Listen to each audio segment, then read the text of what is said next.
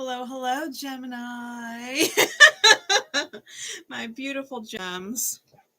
Whether you're a Gemini sun, moon, or rising, or have other really significant Gemini placements in your chart, or are cross-watching for one, I was guided by Spirit to go live specifically for the Gemini and Energy Collective. And so we're going to see what Spirit has out for you. There's going to be Harrow cards and hand-drawn cards, and I got 4 different tarot decks. Hey Christina, how you doing? And I've got some guidance as well, so we're going to see where Spirit takes us with this. I do know that we are going to be getting in the Gemini shadow side and the Gemini light side, and those who are at the in-between, battling between their sides. Okay. That much Spirit has told me. So, first things first. And there will be timestamps in the comments and the description after. We're going to start with Pineapple Charming. Okay, let me timestamp this. All right, so Pineapple Charming. For those of you not familiar with Pineapple Charming, okay, and you're new to the channel, he is a synchronistic discernment pineapple filled with over 1,000, easily over 1,000 charms. Okay. It is really easy to get addicted to online tarot readings, and people have a habit of trying to force every single reading to fit. And it's not healthy. That's not what we are here for as readers, right? We're here and present for those who truly do need the message in divine time. Not every reading is going to fit for your specific situation, right? These are collective, general energy readings that you're meant to discern through, right? So, Pineapple Charming, all of the charms are meant to be synchronicity charms to help your discernment. If one or more of the charms resonates with you, speaks to you, however it does, then it is meant for you in some way, whether this whole message ends up being for you or just one thing that I say in the entire message clicks and you're like, that's what I watched it for, right? That's what Pineapple Charming is for. If you don't resonate with any of the charms, you can still take something valuable away from the reading, I'm sure. But it is not meant to be forced into your specific situation. Okay. I do book private readings. You can do that. It's all via my Etsy shop. Okay. If you actually want me to get personal with you and do a one-on-one, I'm open to personals right now. Okay. So we're going to get into that first. Take them as they resonate. Leave them if they don't. Let's see what we've got from Mr. Charming.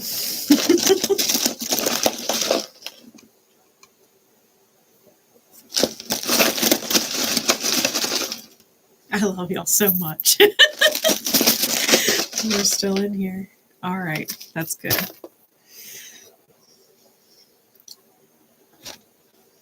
We've got quite a few charms. Okay. Let me move my Merlinite out the way. I'm going to roll some AstroDice too, okay? But before we go there, we've got...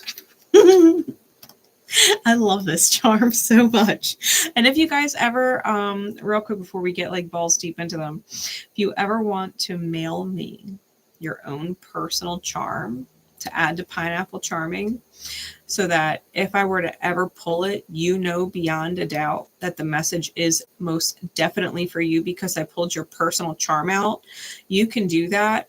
My email's in the description. Just shoot me an email. Say, hey, Grace, I want to send you a charm for Mr. Pineapple. And I'll shoot you my P.O. box. And this way you can mail me a charm to add to Pineapple Charming. Okay? And when it comes out, you know the message is yours. Spirit's like, hey, pay attention. Right? So you can do that. All right. So we've got our little purple, magenta, fuchsia, octopus cutie. And these can resonate with you any way they resonate. Maybe you ate octopus lately. Okay. Maybe you have an octopus tattoo. Maybe you have a cute little octopus plushie. I don't know. We've also got, yeah, any of these can be tattoos. We've also got roulette. You may have been playing it lately. You may have been rolling dice or playing cards in general. May have been at the casino. Maybe you've been listening to Rihanna, right, in her roulette song. We've also got Toad. This is our one-up extra life charm. All right. You may be given a second chance at something. Especially if you're on your last life, right? Like, you may be getting a second chance at something. We've also got our mischief charm. This is one of my mood clouds. So this is someone who is in a foul mood and knows that they are causing problems for other people consciously. So you may be in this mood. You may be around other people who are in this mood. People who are consciously causing problems because they are in a foul mood, okay? Making other people's lives hard because they feel like their life is hard right now, right? They're not happy, and so everybody else is going to be not happy with them. You might be dealing with someone like that if that is not your own energy outright. We also have a beach ball, which is indicative of the summer. So it may be summertime where you are. You may have just deflated one. I don't know. You may be in an indoor pool and be hanging out with, you know, beach balls. We also have, this has been coming out lately. This is the perfume charm. Given it reminds me of that Britney Spears song, Perfume, but it could be any kind of perfume synchronicity. You may be wearing it lately. Maybe someone's complimented you on the way that you smell, right? Perfume. It also has a heart on it, so it might be kind of like love spell. Reminds me of Victoria's Secret. Might feel like you're under a love spell lately. We've also got your card. We got the Lover's card out. Gemini energy. Okay. We also have my Caduceus charm. So you may be in the medical field or in the hospital at the moment or dealing with medical issues, right? Maybe in some need of healing. We also have the sailboat. You could have seen a boat in a bottle. You may have just seen one in general. Like I know whenever I go to the Chinese shop in town, that little Chinese buffet, they have a really, really fucking awesome like gold ship on top of the buffet. That's really fucking cool. So you might be watching Pirates of the Caribbean. I don't know. But sailboat. All right. We've also got a bat, which one literally just came out in the charms that we did for the Divine Rebels this morning. Well, yeah, this morning, afternoon-ish. I guess it depends on what time you are in the world. But it always reminds me of like echolocation or telepathy, right? Communicating and seeing in the dark. Seeing, right? Quote unquote, in the dark. Bat synchronicities. You might have a bat tattoo. I don't know. We've also got Sage. So you may have literally just smudged or staged your space or need to. That might be your reminder to clear your energy, especially if you've been around moody fucking people, right? Get their energy off you, clear yourself and your space, right? Because these people are fucking, their negative energy intends to be contagious, which is fucking awful. We've also got a cute white kitty butt. Your cat may have stuck their butt in your face lately, but they're super cute. You may also be watching the Aristocats. Or just funny cat reels. I fucking love the cat reels and shorts on YouTube. Oh my fucking God.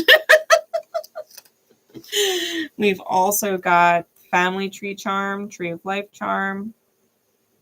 Could be indicating family issues, right? You may be dealing with having to take a tree down on your property. Who knows, right? We've also got seahorse. You may have a thing for seahorses or own one in a fish tank. Okay, you may have just gone to see them snorkeling or something. Gone to the aquarium.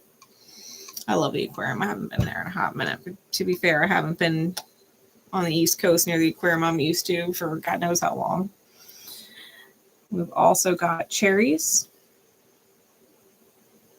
Okay. Eating cherry pie, cherry danishes.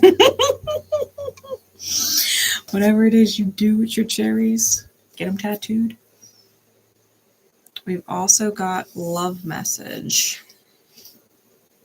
We've got my love letter charm. So you may have had things on your mind to say, or someone may be contemplating writing you a message that you were once romantically involved with. Okay.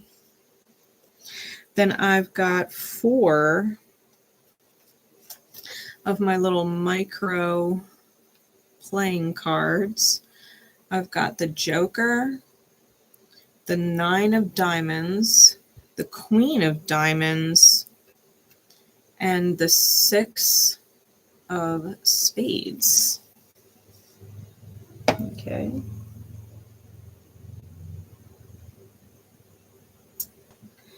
That energy, that's taking a leap of faith on sovereignty and knowing what it is that you desire to manifest and moving forward. So a joke might be on someone else if they were trying to put you in between a rock and a hard place or thought that you were going to deal with their bad mood. Joke might be on them. Okay. The Queen of Coins knows what the fuck she wants to manifest. And if it's sovereignty, she'll take a gamble, right? Especially because we got the roulette charm. She'll take a gamble on her sovereignty and move forward. She'll move forward to heal. She'll clear her energy. She'll love you from a distance, right? But she won't deal with you. Even the octopus charm, like an octopus will ink in order to create an escape, right? So it's kind of like distractive energy, like, all right, sorry, gotta go, out. You know what I mean? It's that kind of energy. And maybe it's smooth sailing, you know what I mean? Getting out of the situation or whatever it is. But I feel like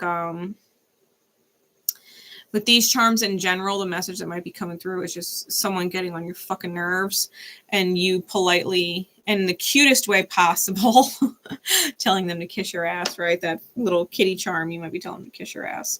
We'll see, right? We'll see. We'll see where the readings go. For zodiac signs, we also have some beads. We've got Scorpio. We've got Capricorn. And we've got Taurus. Ooh, and Leo. All right. So 3 of the 4 fixed signs. The only one missing is Aqua. And then we've got Capricorn.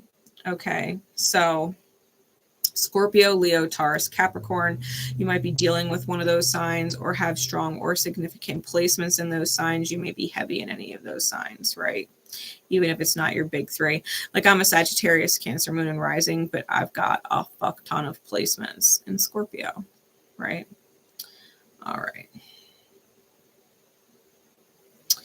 Letters.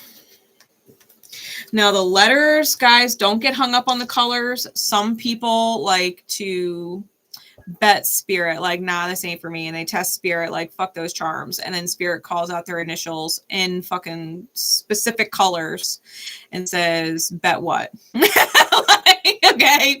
Some people need it that kind of specific because they just won't believe it. Okay. Otherwise. So don't get hung up on the colors. It is literally for people that need it that specific, but blue is for boys and pink is for girls. It doesn't matter to me what you resonate as. It only needs to make sense and be synchronistic for you. We also have black and white, which is yin and yang. Okay. So black is yin, that's feminine dominant. White is yang, that's masculine dominant, regardless of gender. Okay. So we have a pink E. So that might be like Erica, Elizabeth, Elaine, Elisa, right? Those kinds of names, E names. We've also got a blue D and a blue B. Okay, D and B, like as in Daniel and Bobby. All right, Brian, David. So any names that begin with D, B, E. We don't have any black letters, but we do have 3 white, and it is P, H, and U. Okay. P, H, U. Hey, Booker, how you doing?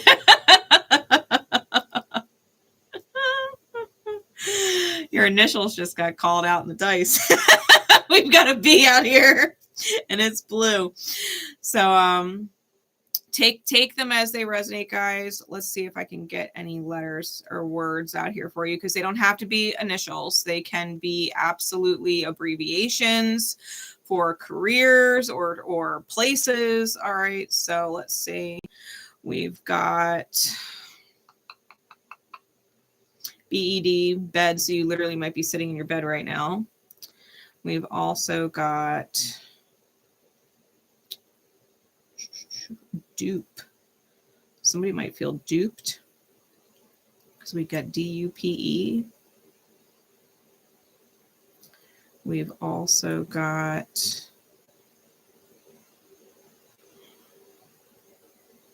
HD.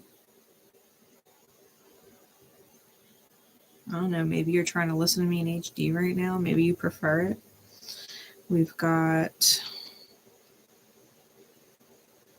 PED, PED, which reminds me of like pediatrics or like feet. I don't know. Maybe you got a thing for feet. Okay, I don't judge. I don't judge.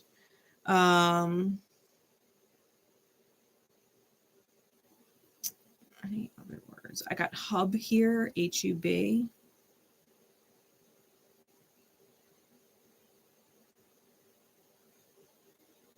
We might also have like the names Henry,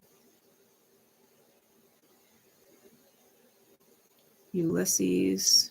It's an old name. Peter Parker. Spider-Man. Let's see.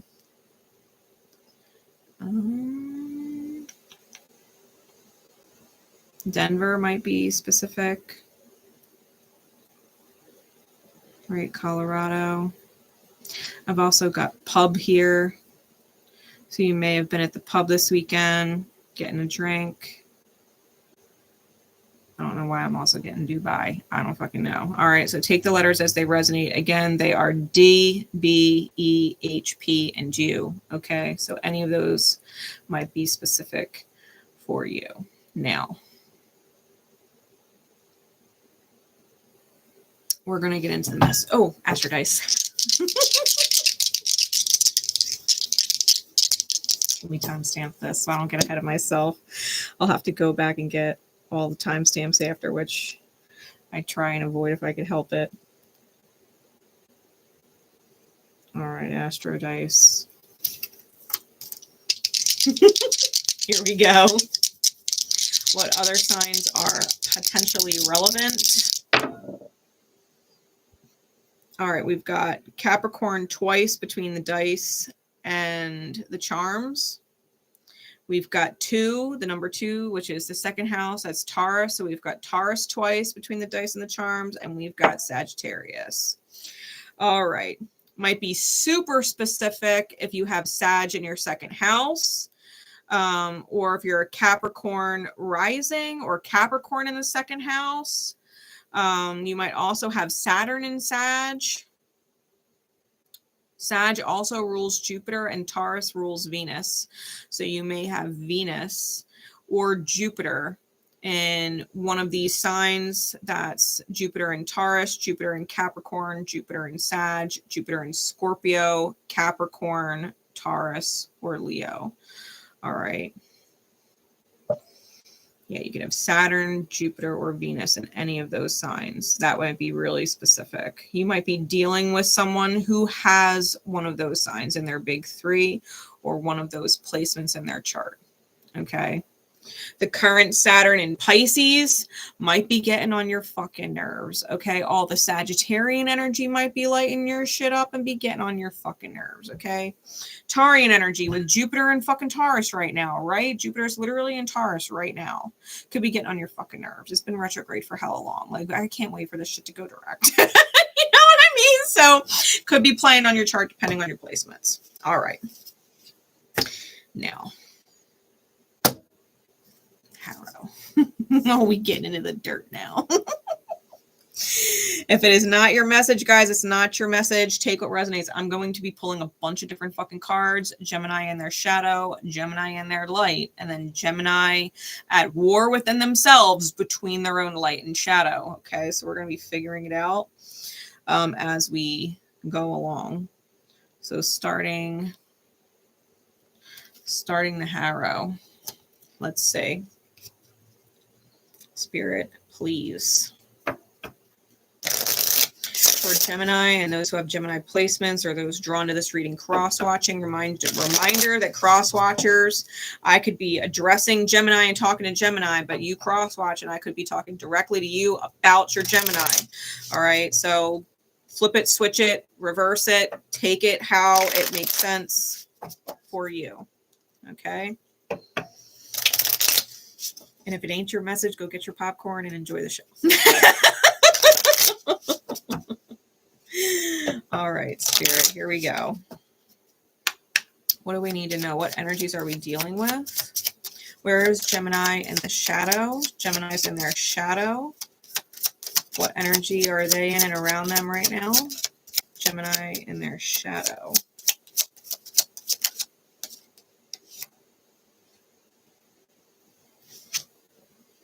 We got the 𝘗𝘗𝘕𝘌 in the reverse. And the hidden truth came out with snake bite. All right, where is Gemini in their light? Geminis that are in their light and the energy going on around them. Where is Gemini in their light and what is going on around them?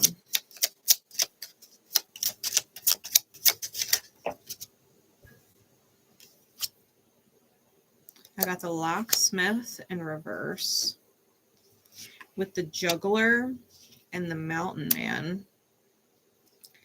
And then I got the paladin and the liar and the joke in reverse. All three of them came out in reverse.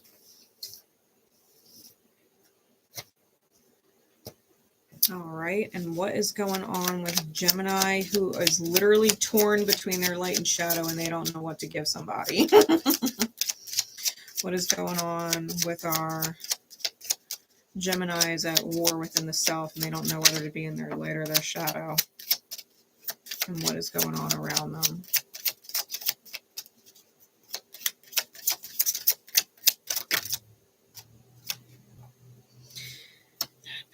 We got the mute hag and the lost. Why is, well, there's more.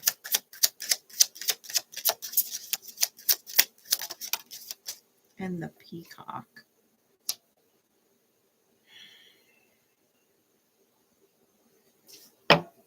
Overall, we got the crows on bottom.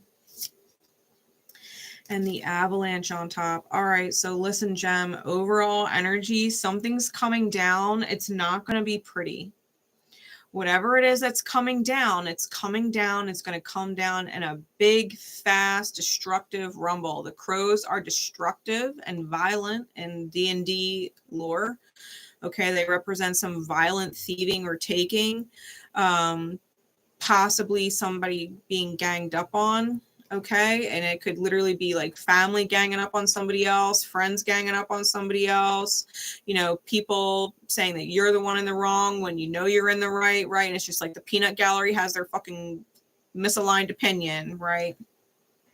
It might make logical sense to them that you should be doing something. It might be socially or culturally acceptable that you're doing something or should do something, but it goes against your soul and what your soul is calling you to do, right? So, you know, this is some kind of fall apart that's not pretty.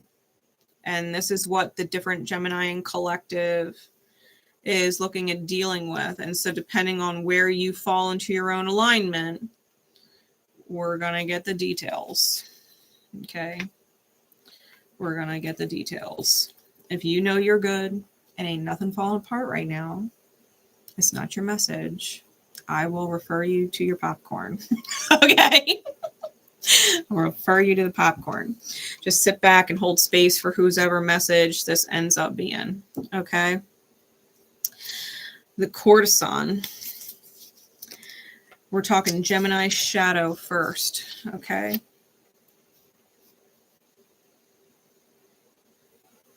We're at 26:01. All right. Gemini shadow alignment first.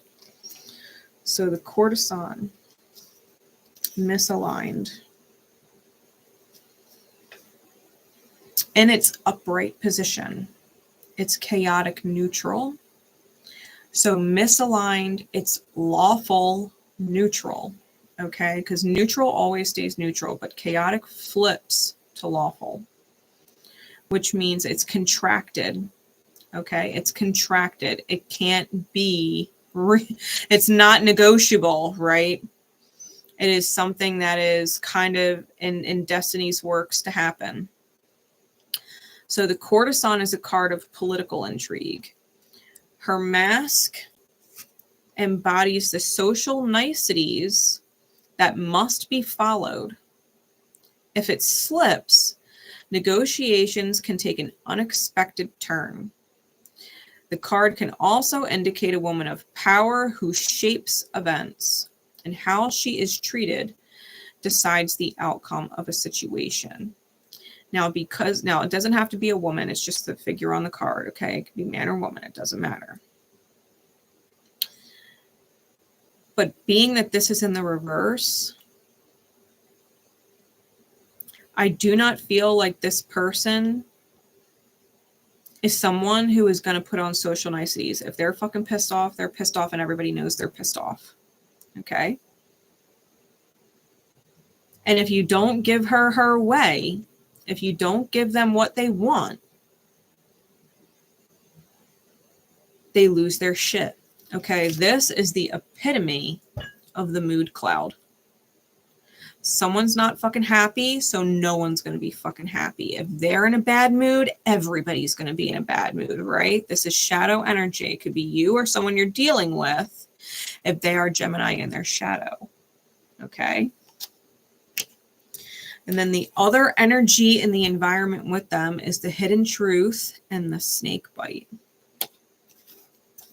They're both intelligence cards, so you're not dealing with someone who's fucking stupid. Doesn't mean they're not toxic, it just means they're not stupid. Now, the hidden truth is lawful good, while the snake bite is chaotic evil. So this person may have some strong Gemini energy themselves if it's not you outright, because lawful good and chaotic evil are literally polar opposites, okay? So the hidden truth symbolizes the ability to see past the obvious and the banal to a greater truth within. Sometimes this discovery is an esoteric one. Sometimes it is a literal find, such as an item within a room. Regardless, the card comes with the power to reveal secrets. Okay. The snake bite is a vile, poisoned weapon. Poisons can take many forms, not all of them physical.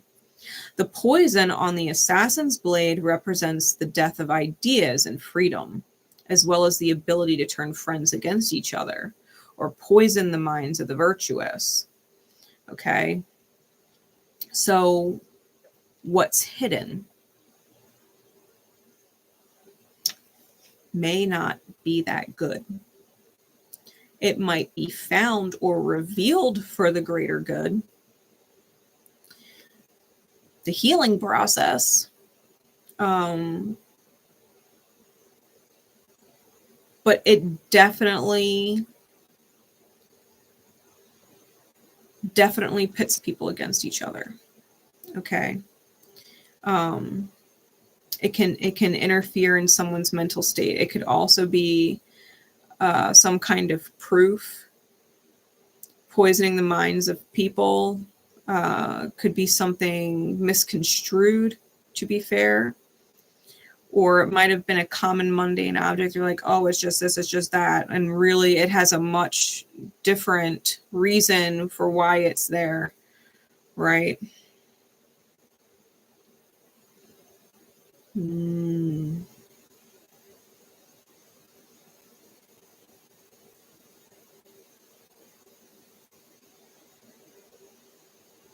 Yeah, this is some kind of secret that someone is holding, and it's not good.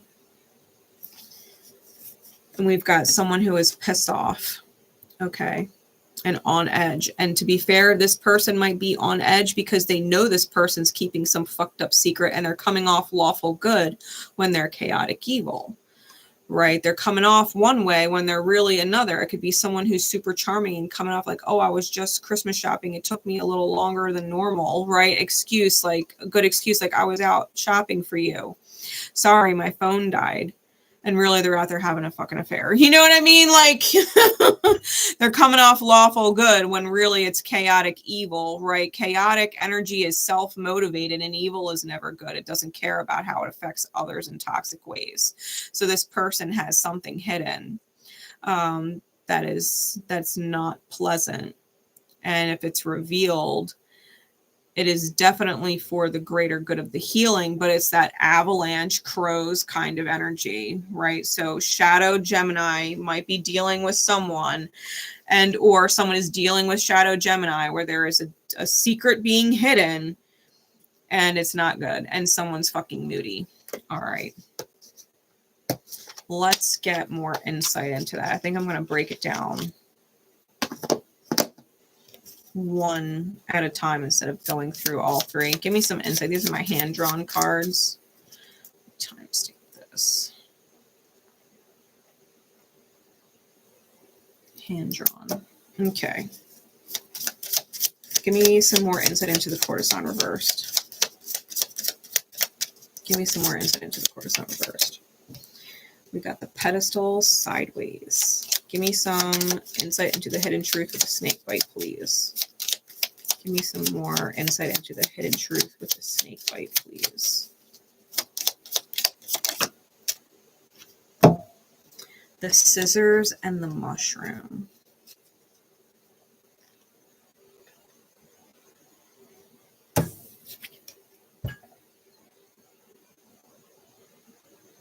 So the mushroom is about illusion, okay? Some make you taller, some make you smaller, right? When we think of the mushroom, we sometimes think of Alice in Wonderland, right? One side makes you big and one side makes you small. We also think about magic mushrooms and putting us on a trip, right? Delusion, it's not real. We also think of mushrooms as healing agents, right? There are seriously powerful mushroom medicine type healing, and there's also poisonous mushrooms that will fucking kill you, right? So whoever this person is, they might be hiding the fact that they're cutting someone off. They might be playing some delusion, illusion kind of games. And they're about to cut someone off. And that might be why the courtesan is in reverse and the pedestal is sideways, because they might have previously been put on a pedestal and they feel like they're getting knocked off the pedestal and they don't fucking like it. Or they're not getting treated the same way as they were when they were on that pedestal. And now this person's pulling their energy back and not treating them the same way that they used to, and they're fucking moody now. Like, why are you not treating me like a fucking queen or a princess or a king? Like, why are you not treating me like the god that I am? You know what I mean? They might be used to certain treatment, and now they're not getting that treatment anymore, and they don't like it, right? They don't like it. So shadow Gemini, the light hammer is on the bottom and the book is on top. So it's something that's definitely written, and it's about breaking through, right? About the light breaking through. And so there's definitely some contracted healing going on between these two in order to get them out of the shadow and into their light. Okay, let's see. I wanted to pull, I was guided to the Occult Tarot. Because if you're dealing with shadows, you're dealing with demons. So I want to know what the demon is. What is the demon that they're fighting? And dealing with, right? Or the shadow, quote unquote, right, demon that is in control.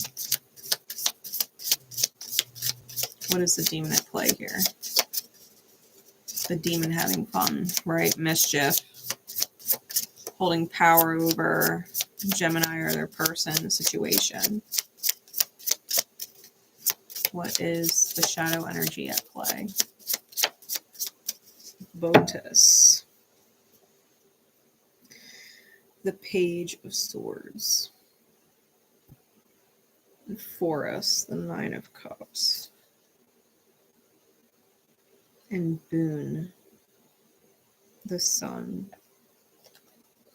Okay. So, Gem.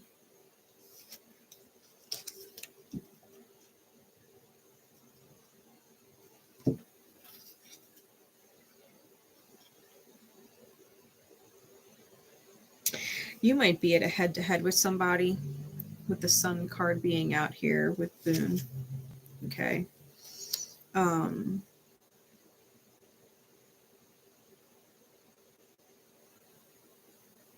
You might be dealing with a mirror issue, because Boon is the demon that will make one rich, smart, or well-spoken. They gather spirits at tombs and changes the places of the dead.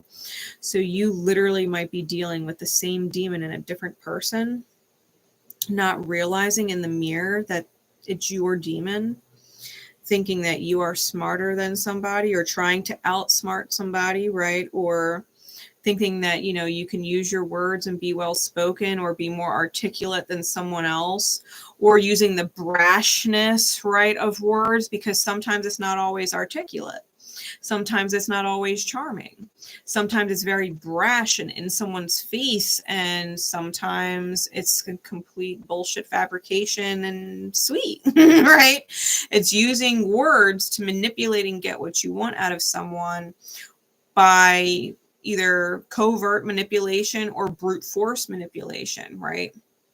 It's like if you twist someone's arm hard enough, they're going to say, all right, uncle, I give in, right? So it's like if you're dealing with someone in shadow energy like this, or you yourself are in shadow energy like this, you're using your words and how you say them to get a certain result that you want, okay?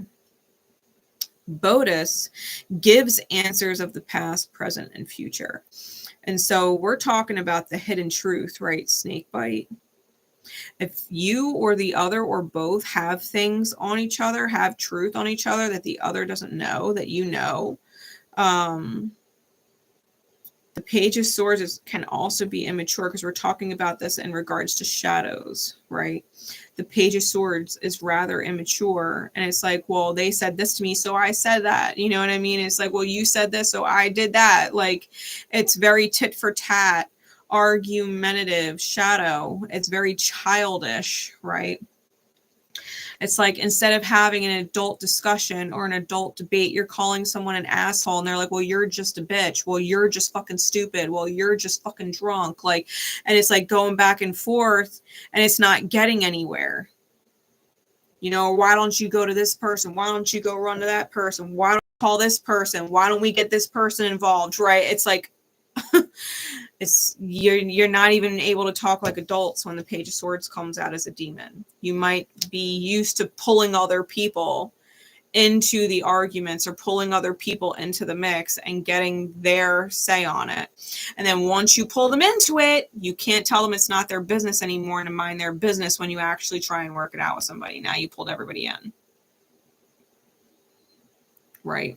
Now you pulled everybody in.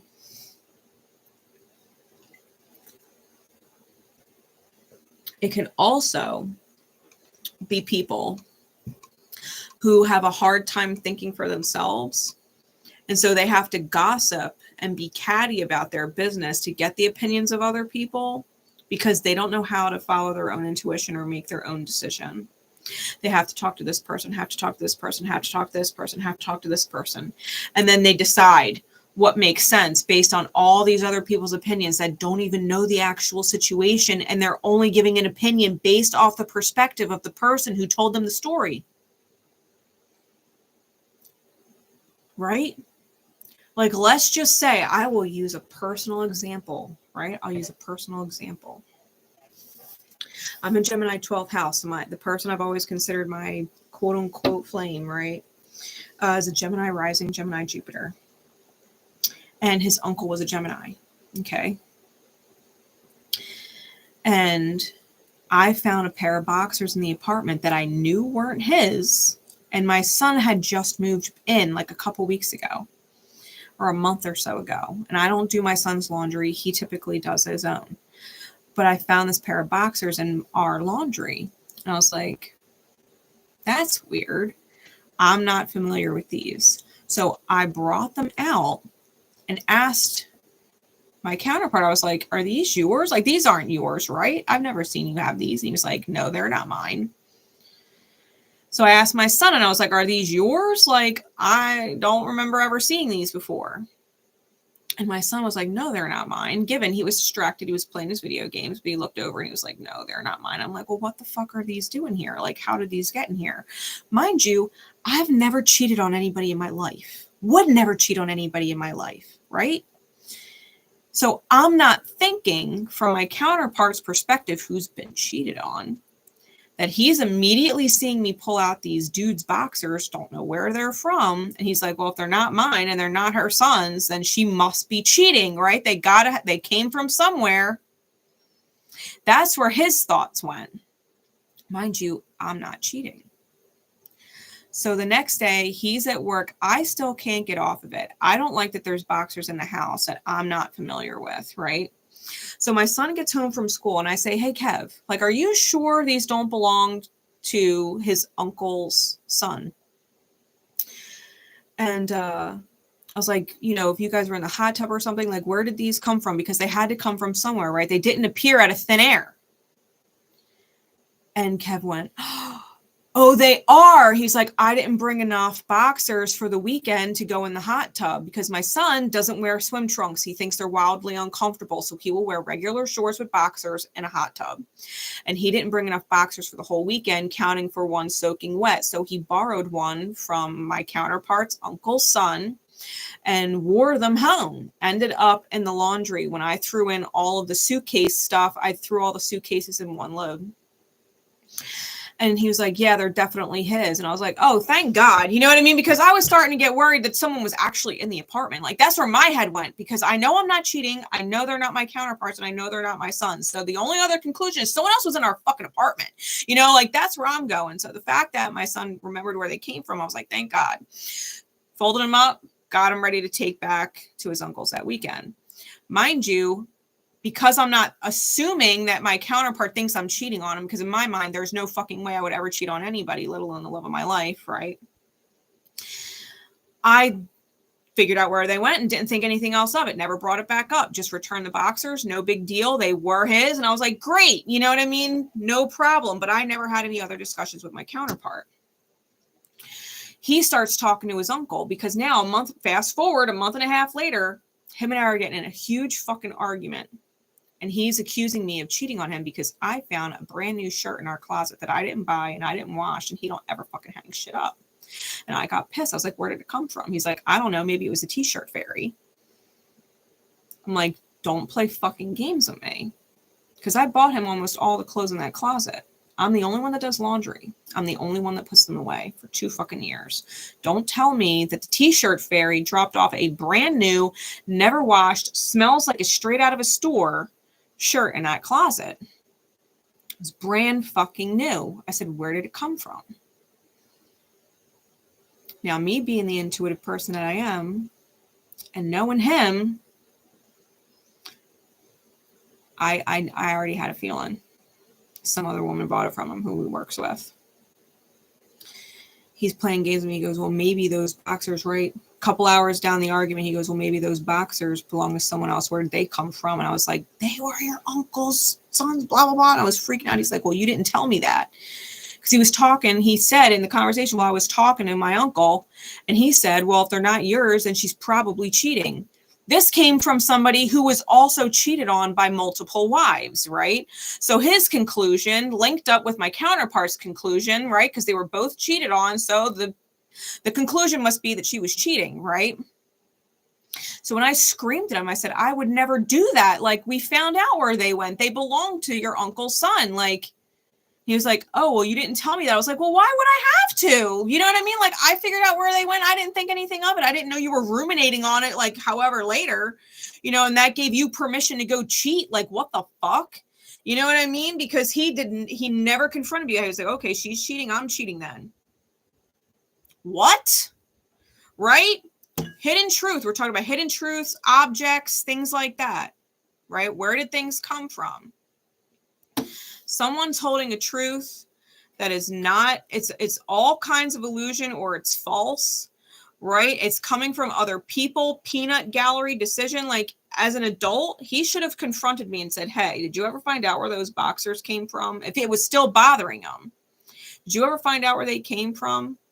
Oh, yeah, I did. But no, he went and talked to his uncle. He probably went and talked to his boss, who's his friends at work, who probably said the same thing, right? Like, oh, all of them probably assumed, yep, she's cheating. Yep, she's cheating. Yep, she's cheating.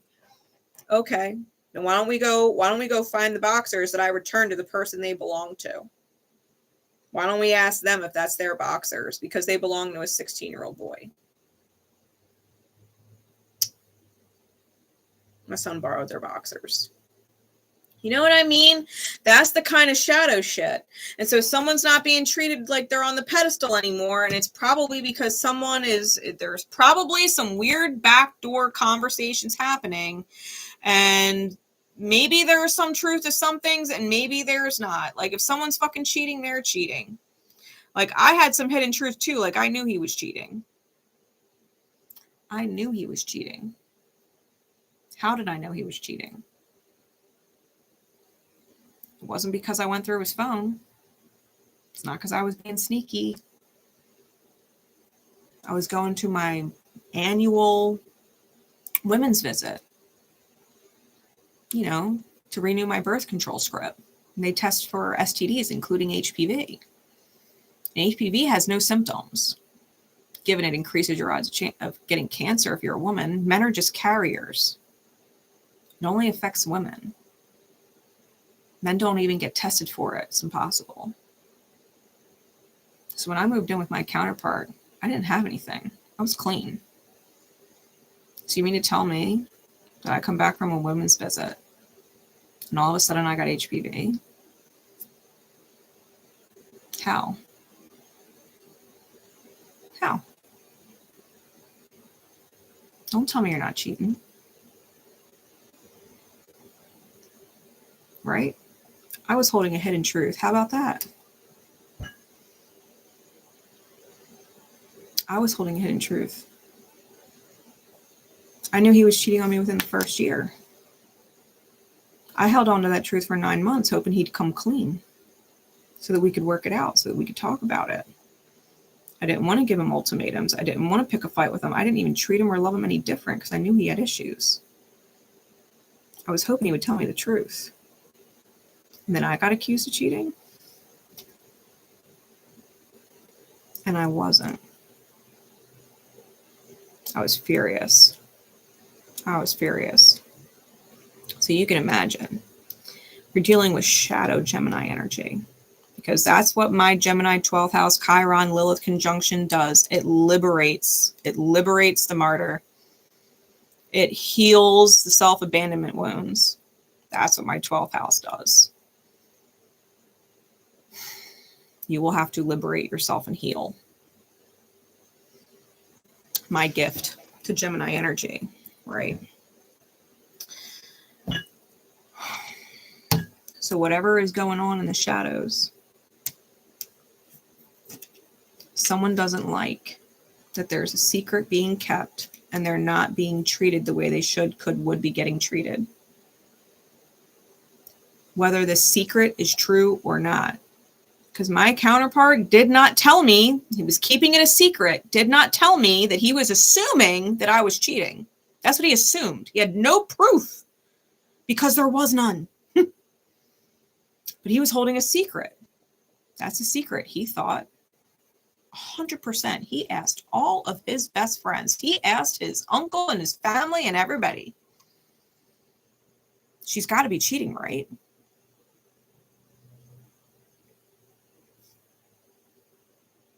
He was keeping a secret. Started treating me different. Started treating me different. I didn't deserve to be treated any different. That's kind of fucked up, don't you think? So whatever is going on in the shadows, the demons, there's peanut gallery involved. You got people doing immature, argumentative, tit for tat, petty bullshit. Well, you did this, so I did that. There's nothing wrong with what I did. There's nothing wrong with what I said. Yes, there is. You think you know it all, right? You think you know it all. You think you're smart. You think you're well-spoken. You're dealing with the same bullshit issue from your past and different people.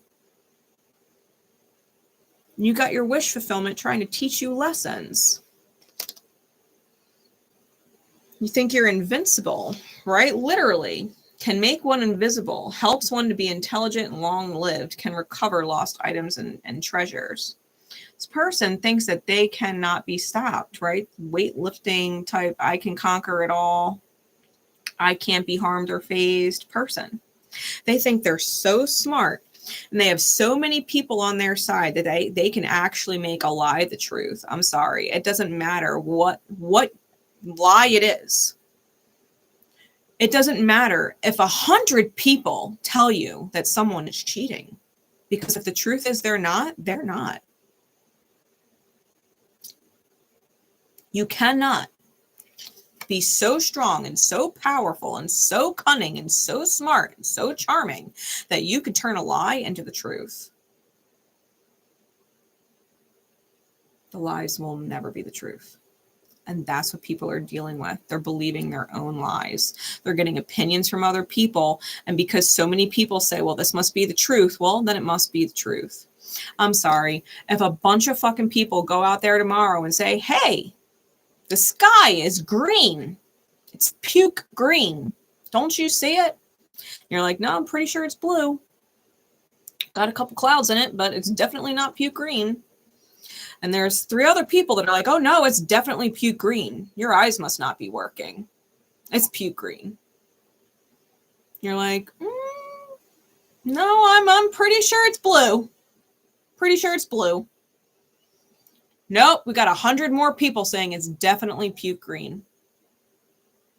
It doesn't make it true though.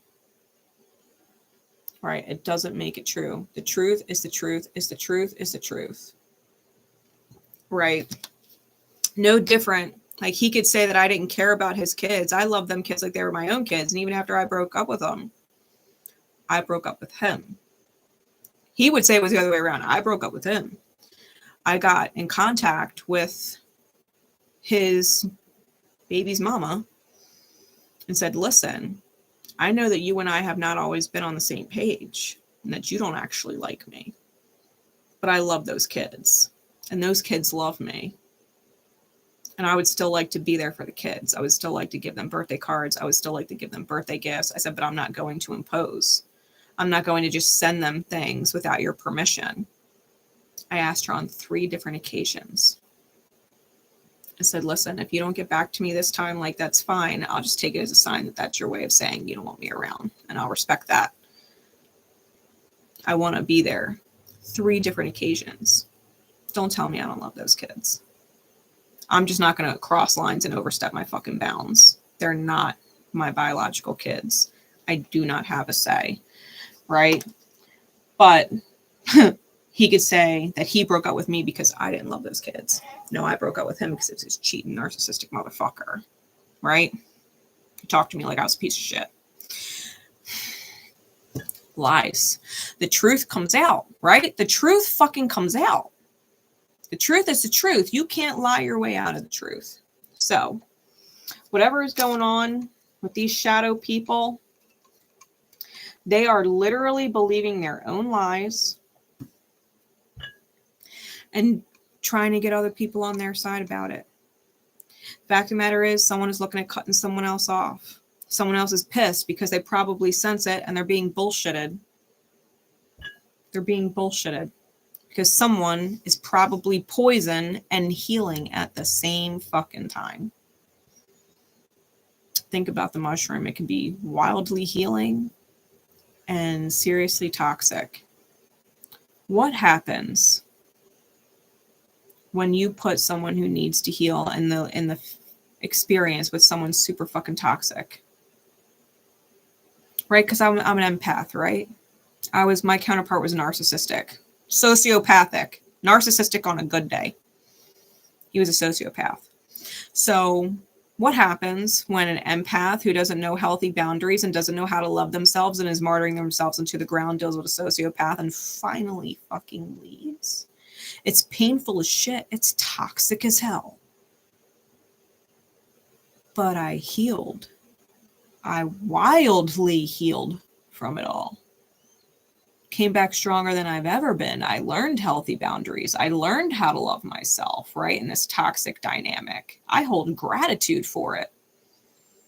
I hold gratitude for it.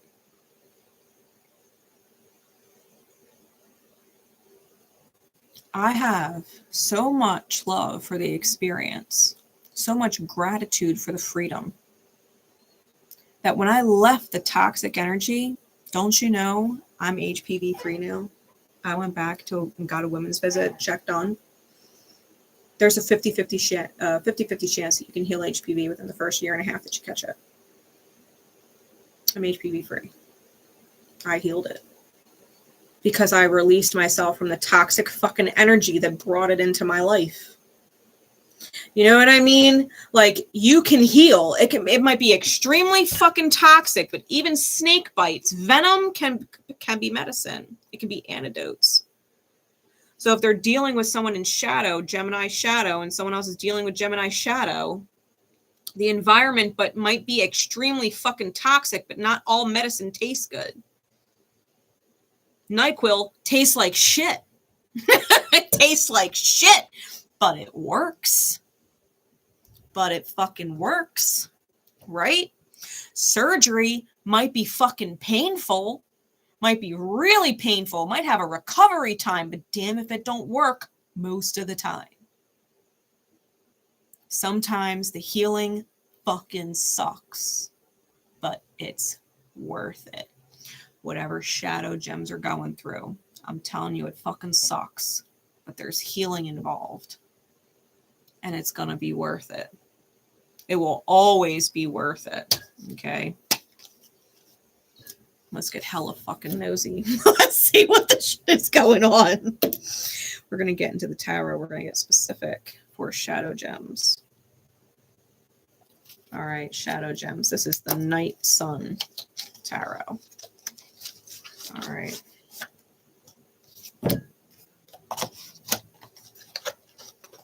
Yeah. We can sit here as readers all the fucking time and talk about this energy, that energy, but unless you know how these cards apply real life, why do you think I talk about my real life experiences with y'all? One, because y'all ain't alone, and you probably deal with this crazy shit too, or stuff like it. All right. And people who do not understand what the toxic shit they're dealing with is, they need someone to talk about this kind of stuff so that they know it's toxic. They're like, oh shit, I knew it didn't feel good, but I didn't understand exactly what it was. Like, gaslighting's real. Sociopathy is real. Like, they don't teach you this shit in fucking school. They don't teach you that these fucking psychotic people, these manipulative gaslight people are a real thing out there, and they're fucking common. And they're common. It's fucking wild, you know? Like, It is more common than people think. And I'm not fucking ashamed to talk about my journey and what the fuck I've been through. I hope to God it helps you all. I hope it helps us all. It sure as shit helped me. Sure as shit helped me. So, what the fuck is going on? Insight, please. Insight, please, Spirit.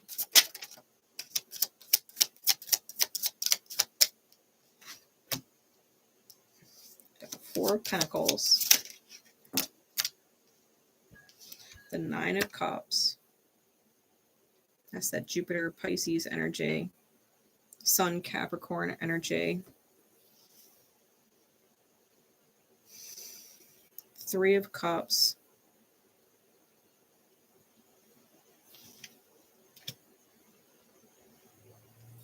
Two of Pentacles. Page of Pentacles. Temperance.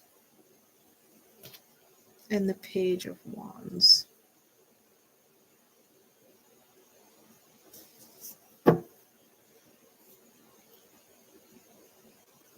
Seven of Cups is on bottom. The Devil's on top. That is toxic. And that is addictive, and it's binding. That's feeling chained to each other, chained to the mask. We got the courtesan, right? The courtesan was wearing a mask. The two figures on this card, I'm not going to hold it up because it's, well, we're all fucking adult here. Y'all don't like adult images. Sign off. All right, respectfully. This is a 21 plus channel, okay? But they've got masks on. And look, one person's taking it off.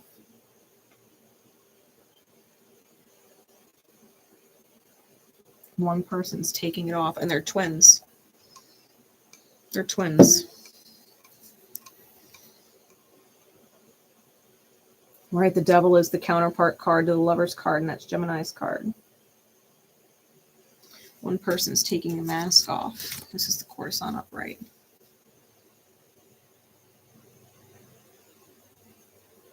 They're realizing that they're chained to the Devil. They're chained to the shadow.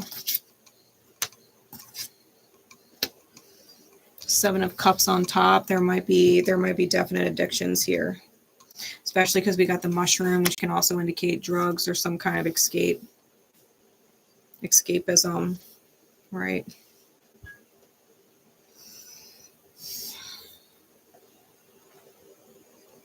Someone's holding on to some kind of wish fulfillment. It is a karmic entanglement with the Three of Cups and the Devil.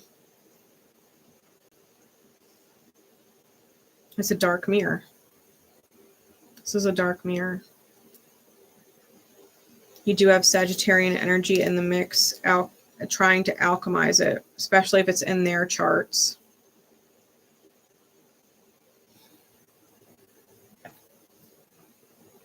We even had Sag energy come out in the dice. Scorpio Venus here.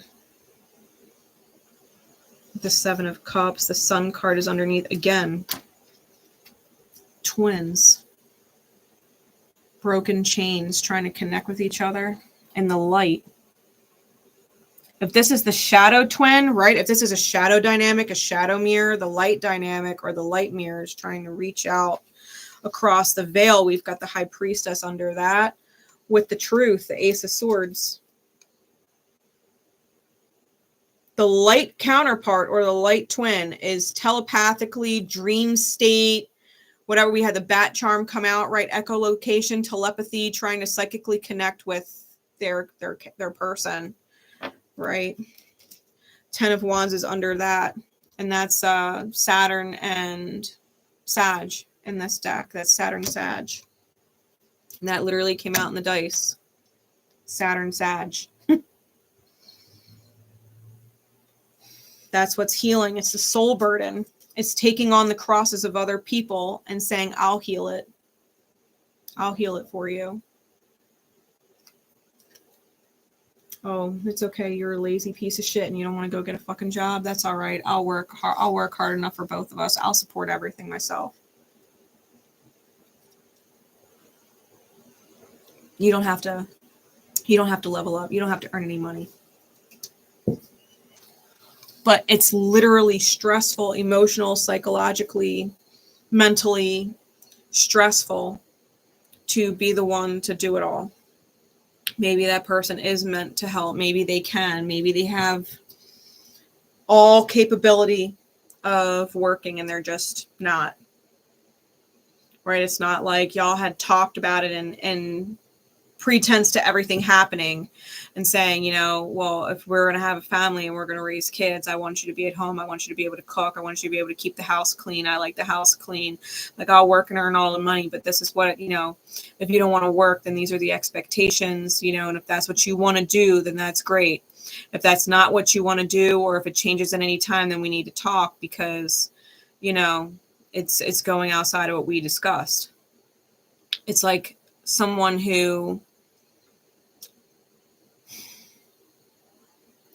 has all of these wounds that they don't want to heal, and someone else is saying, it's okay, I'll be your healing. You don't have to heal. I'll suffer for you. That's the 10 of Wands. It's all right. You don't have to heal. I'll suffer for you. Maybe you'll heal one day and take your crosses back off of me so I don't have to carry your crosses for you. But it's okay. I'll carry your crosses. And the other person's like, sucker. Thanks for carrying my crosses. They were heavy. There's no way in hell I'm going to take them crosses back off your shoulders though, until you drop them. Until you drop them. I did it with my counterpart. I picked up all his fucking crosses and said, it's okay, I'll carry them. That shit was fucking heavy.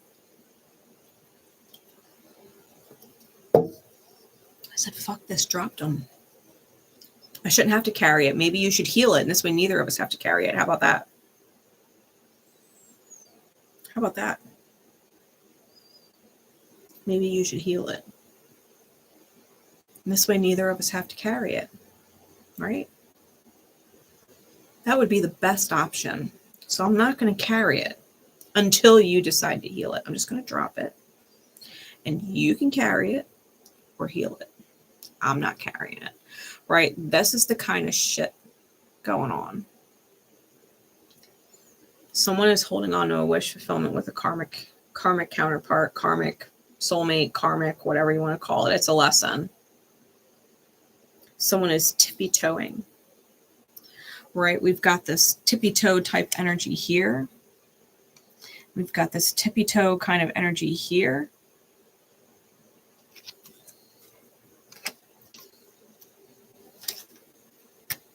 Look. He's holding something. We're talking about the hidden truth. It's like, I got it. I got the truth.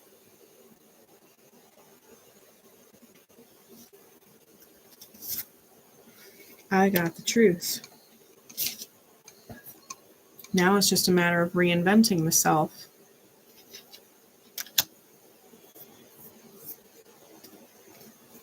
There's options. Might not know what to do. They might not know how to let it die, right? Venus in Scorpio is notorious for being stuck in something beyond its expiration date. Venus in Scorpio will love something beyond death. They'll try and revive a dead relationship instead of just walking away and accepting that it's over. To be fair, my relationship with my counterpart died probably about 16 months before I actually walked away from it. At least. Probably died a couple times, to be completely fair. Because I had moved in, let's recount it. Right? We're talking Venus and Scorpio. I got it. So if you've got it, let me help you understand. Okay? I moved in with him in April of 2020. I got so fucking furious come July that I left. Came back a month and a half later, gave it another shot. But it was already dead. Tried reviving it. Okay. found out that he had given me HPV in June. I got the call because I had my women's visit in June, then got the call in July while we were on vacation. While we were all on a family vacation, I got the call that I came back with HPV, type 16 HPV. It's highly aggressive and most likely to cause cancer of all the other types, right? It's great. And then stayed with him from July straight through until November the following year, knowing he was cheating on me. He was already dead, right? Holding on to the wish. He was the love of my life, right? Twin flame, blah, blah, blah. Holding on to the wish, right? Even though there's karmic third parties.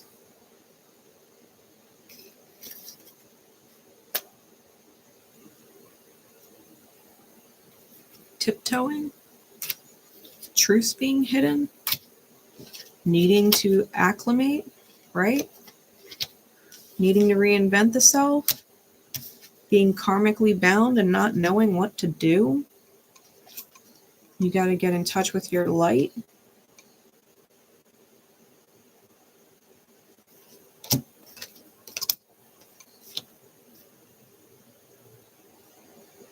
I've already lived this.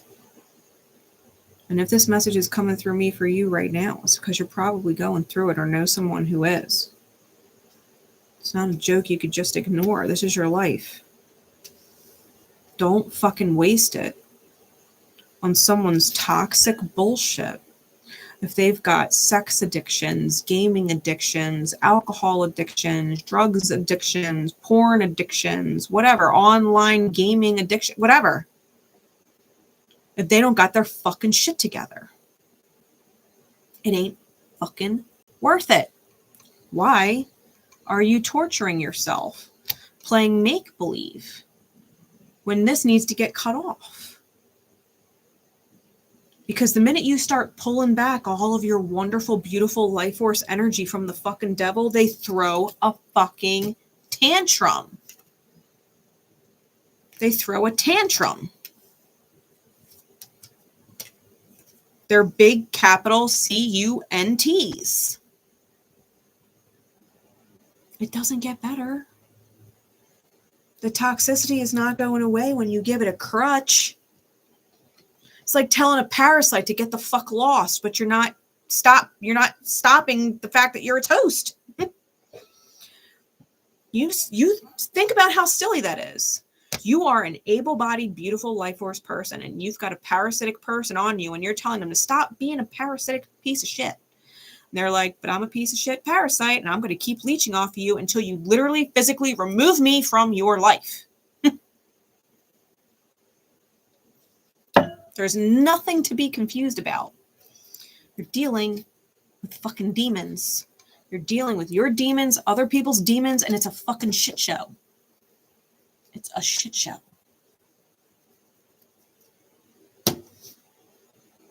I'm not fucking playing. Did I mention that I care more about your healings than your feelings? Some people need to get their head out their fucking karmic asshole.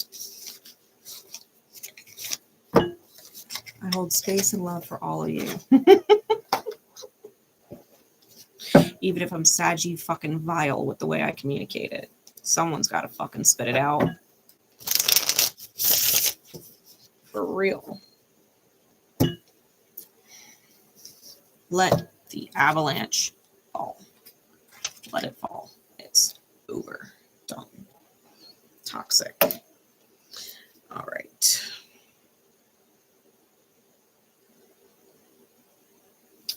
Gemini in their light. Gemini in their light.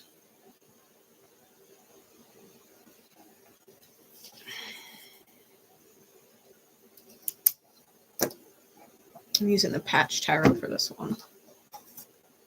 Okay. And hand-drawn cards.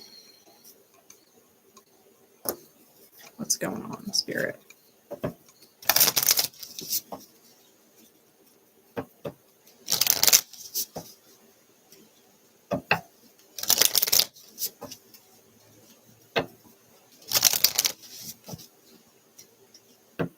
Insight into the locksmith reverse with the juggler and the mountain man.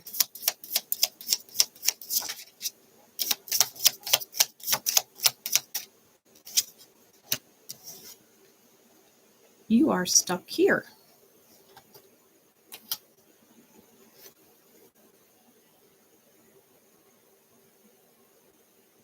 At the crossroad. I'm going to read what the Harrow cards mean in just a second. Insight into the paladin, the liar, and the joke, all in reverse. Insight into the other energy, please.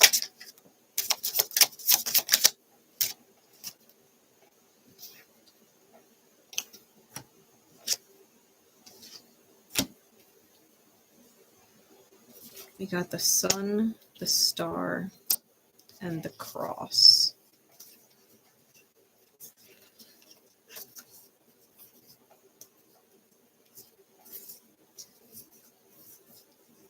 And the cross came up in the reverse.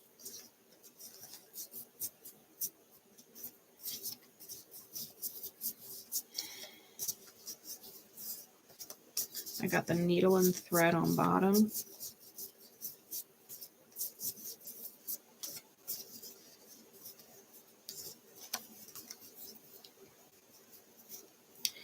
And the match on top.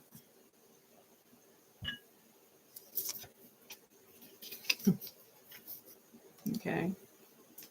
The needle and thread archetypal energy is the red thread that connects us souls across lifetimes, right? The match is the light in the darkness.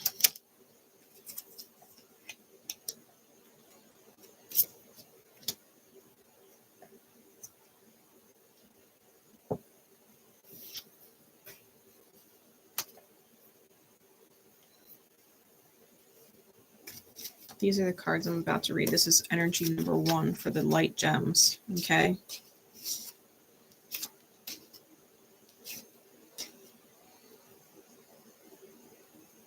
This is what I'm going to be reading.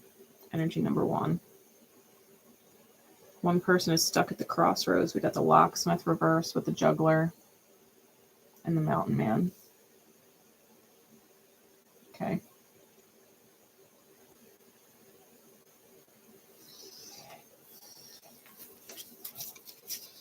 The locksmith in reverse.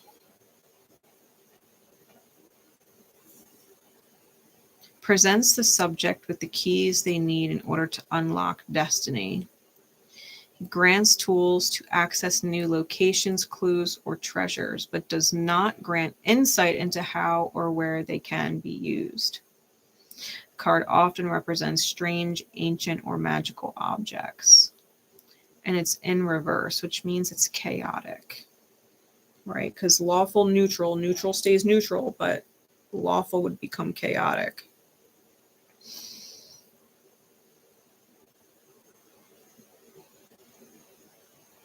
Which means I feel like it's completely left up to chance.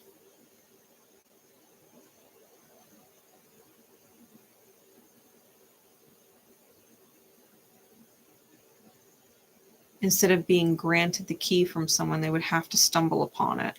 They would have to go looking somewhere they wouldn't normally look and find it, right?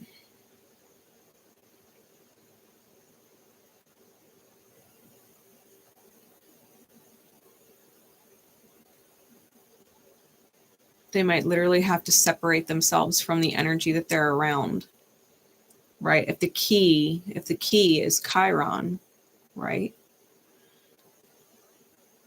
They would have to look inside their wounds. They wouldn't normally look there, right? People don't look at themselves. They have the most difficult time, right? Looking at themselves. They could see all the issues with other people.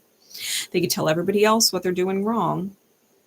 But people have the hardest time looking at themselves and self-owning.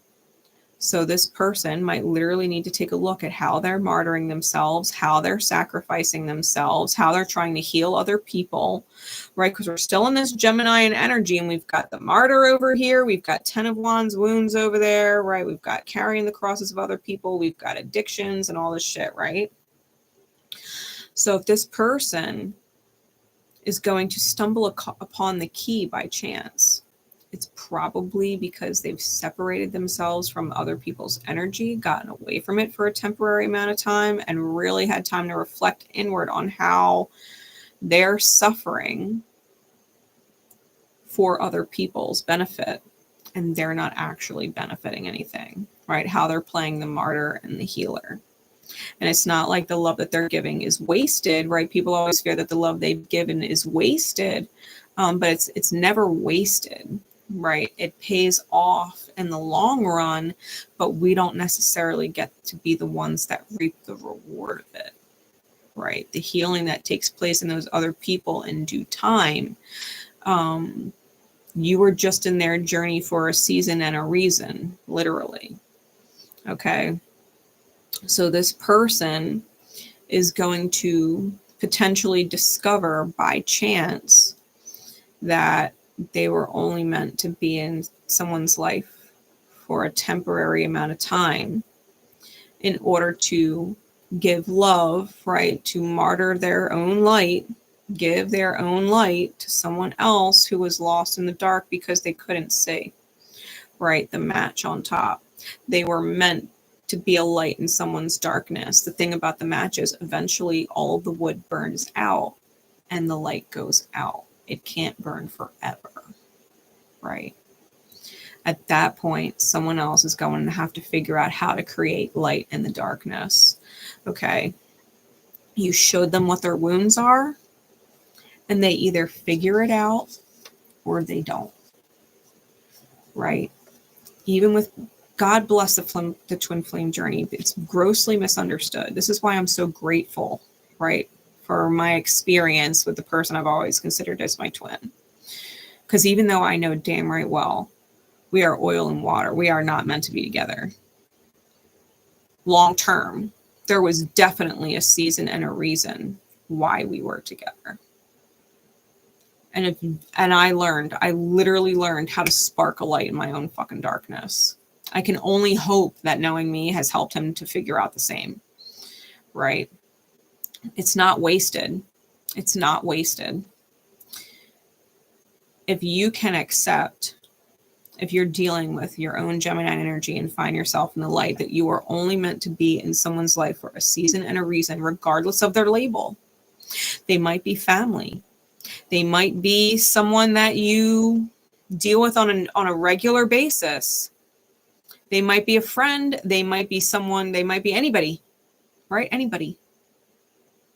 If you can accept that you were only meant to be with them a temporary amount of time and that it's now time to exit, because it's going to start to fall, right? The avalanche, it's going to start falling apart. And it's not going to be pretty. It's not going to be pretty. Okay? If you can accept that it's time to go and start gracefully making your exit, it's probably the most beneficial to see how you are sacrificing yourself and suffering for people who are not healing. Like, you're sacrificing because you want them to be better off. You want them to be healed. You want them to be happy. You want them to be stable, right? Chiron wants all of the best things for people, but he's suffering to do it, and they're not actually doing it, right? They're not happy. They're not getting better. They're not healing. The medicine comes after Chiron's presence is removed. It's like dropping off the antidote and leaving.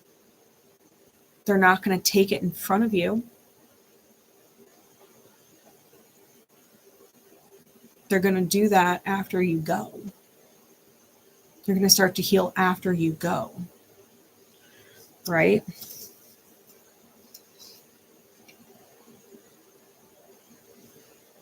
The juggler is chaotic good. The juggler represents fate, the gods, or those who play with the lives and destinies of others. If this titanic juggler can keep his rhythm, he will achieve his goals. If misaligned, he'll falter, and tragedy and failure are assured for those lives he's meddled in. So this person, right, is not actively seeing how they're martyring themselves. They haven't dug into their Chiron energy yet. This is something by chance. And they're juggling a lot. It represents fate and the fact that someone is playing with the lives and destinies of others, right? They're playing the healer. They're playing the healer. They're stuck, right? They're stuck in this martyr role. Juggling. And then we get the Mountain Man, which is chaotic neutral. And it signifies an encounter with a physical power outside of one's control. The giant could personify an authority, an army, an earthquake, or even a desperately needed rainstorm in a parched land. Acceding to the force might be wise, but surviving it is paramount. So we got two larger than life energies, right? The Mountain Man and the giant, right? Giant energy. This is someone who has big, big energy. It's like that Jupiter energy, right? Being magnified. Jupiter is a magnifier. It's very big energy.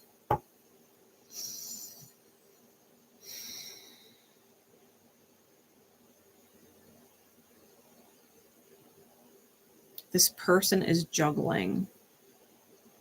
They're meddling in the lives of other people. They have a goal. And they're a power beyond the control of what is going on in their environment. Okay, or who is in their environment. Whoever's in their environment cannot control this person. They're a powerful energy. Exceeding the force might be wise, but surviving it is paramount. It's almost like someone is stuck forcing healing on other people. And they don't realize what they're doing. They don't realize that they're being super forceful. They don't realize that they're out of alignment. They think they're doing a good thing, right? But they're stuck. They think they're doing a good thing, okay? And they're stuck.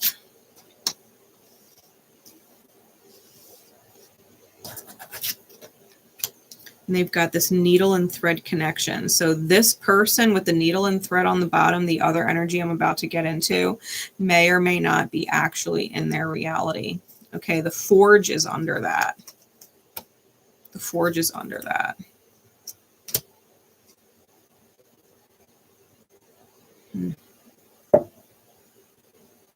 And we've got quite a few cards for this energy, okay? We got the Paladin reversed, the Liar reversed, the Joke reversed, with the Cross reversed, the Sun and the Star.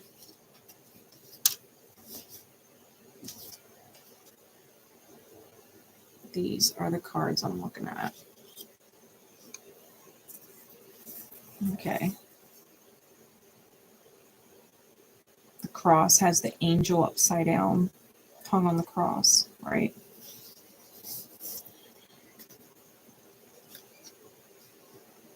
The Liar, the Joke, and the Paladin. So this is the person, the red thread that they're connected to, okay?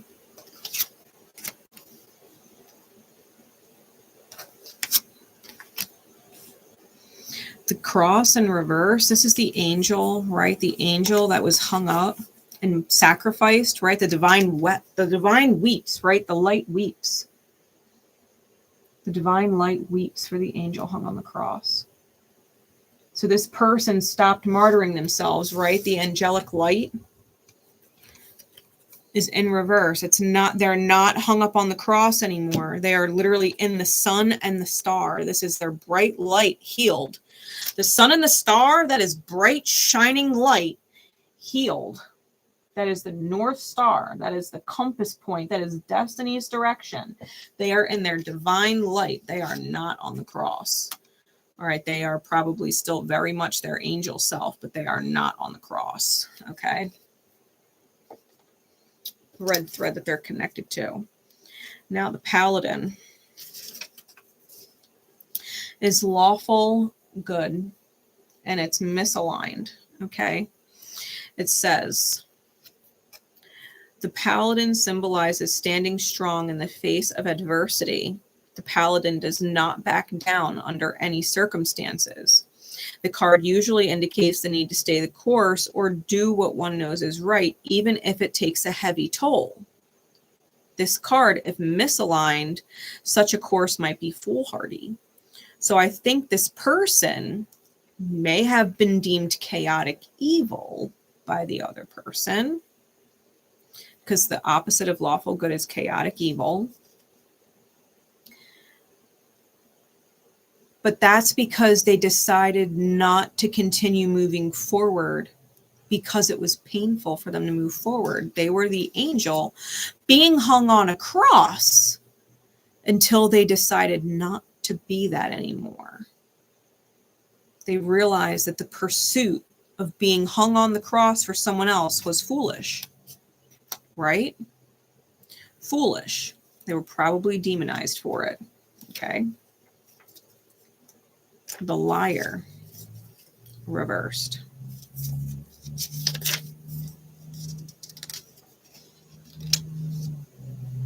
The liar is chaotic evil. So in reverse, it would be lawful good. Okay. The liar is love at its most treacherous. This is not the love that moves mountains. This is the love that rips the heart in two and causes lovers to leap to their deaths. This lamia can mean obsession, unrequited passion, or doomed love. Misaligned, the card can indicate new relationships beginning, although disguised as something much less beautiful. The liar in reverse is the opposite of treacherous. It is the kind of love that moves mountains. It's the kind of love that doesn't rip hearts in two. It stitches them back together. It's not unrequited passion. It's not doomed.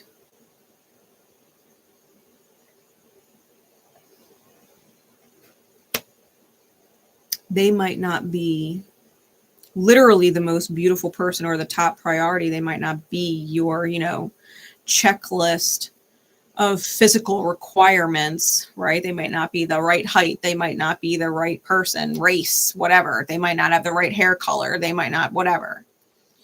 But they are the right person. They are the right energy, right? They are the right energy. This is the kind of love we live for, right? This in the upright, it can cause lovers to leap to their deaths. In the reverse, this is the kind of love worth living for. The kind of love you never want to die, because that means the love stops. You want to live forever, right?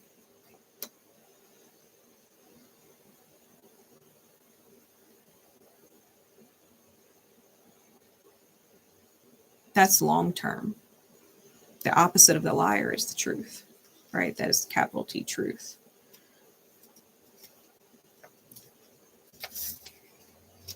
And then we get the joke. It's chaotic good. So in reverse, it would be lawful evil. The joke shows a terror that must be overcome, but not by physical means. The monster can only be defeated by trickery or artifice. This card can represent the value of humor in finding the way past a difficult person or task. When misaligned, it can often signal that the joke will be on you. And the Joker came out right. And the charms upright.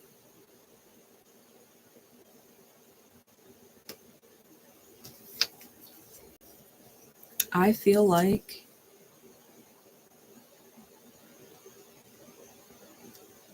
that this person, because now it's lawful evil, right? They're not tricking, right? In order to conquer the monster or conquer the demons that they were dealing with their red thread person, right? Because underneath the red thread, we've got the forge, and underneath of that is the demon and the dark night, right? And the open door under that. So this person, reason and season, was to reforge someone who is lost in their shadows. Now, the person they're connected to is red thread, right? And they're stuck. They're martyring themselves and think they're doing the right thing. They left, but not by trickery. In order to defeat the monster, they had to take the loss. They had to take the loss. They couldn't stay on the cross, right? The divine was weeping. They couldn't stay on the cross. So they had to leave. The joke is on the person who lost them. The joke is on the person who lost them.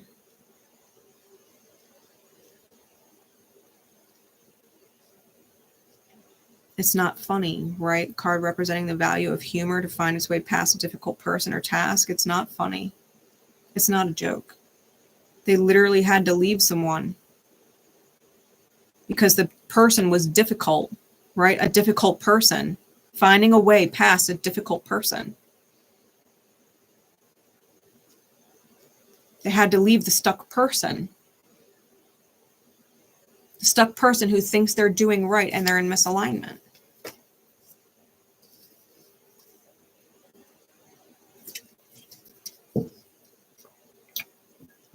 Insight, please.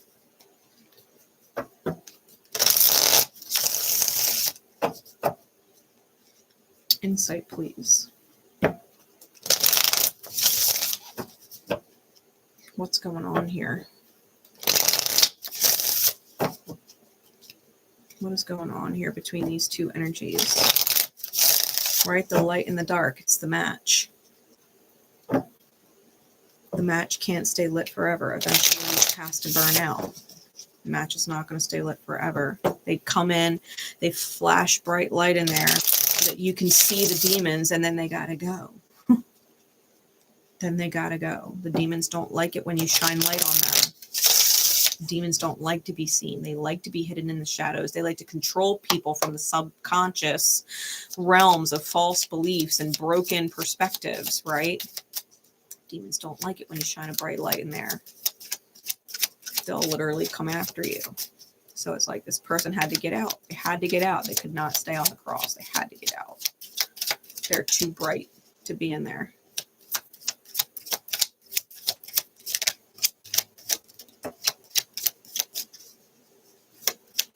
What is going on?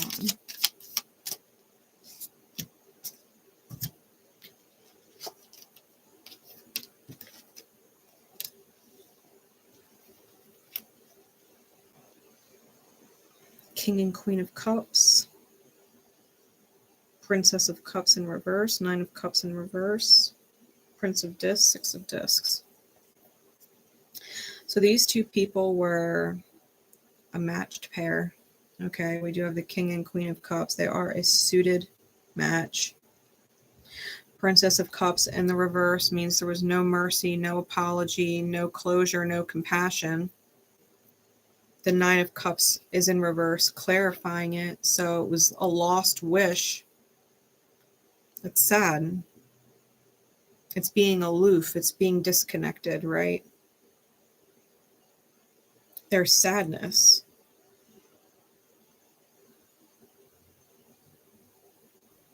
The King of Cups came in with the Six of Coins, being generous, right? This is an emotional generosity. This is someone who understands emotions, right? They're emotionally intelligent. They understand what someone needs in order to heal, and gives it freely with no expectations in return, right? The Six of Pentacles represents a one-way give. Someone who has plenty gives to someone without. They're generous. The Queen of Cups comes out reflective with the Prince of Discs, which is pragmatism, right? Being pragmatic. They have to reflect on it practically. It's almost like having to put themselves in the shoes of the king, right? The King of Cups. Having to see it from a different perspective, right? The Princess of Discs is in the reverse, but in the upright, she's actually upside down like the Hanged Man.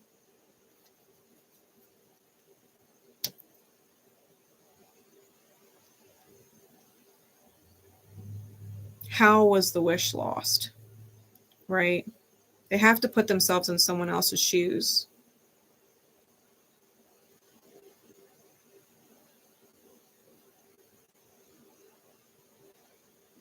And it can go both ways. King and queen is not gender specific.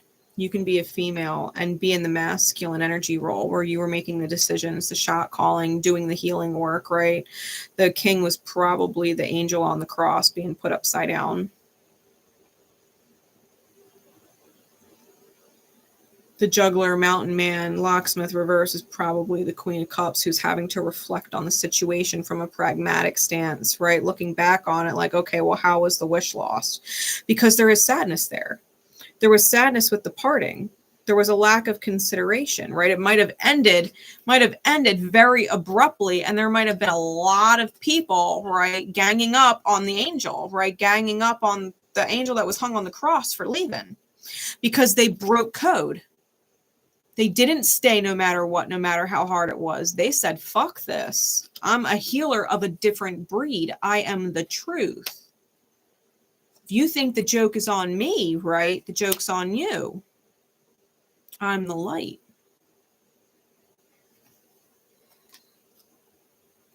The angel in the reverse was probably ganged up on by a peanut gallery of people who had a lot to say. Hell, they might all have been lying about that person.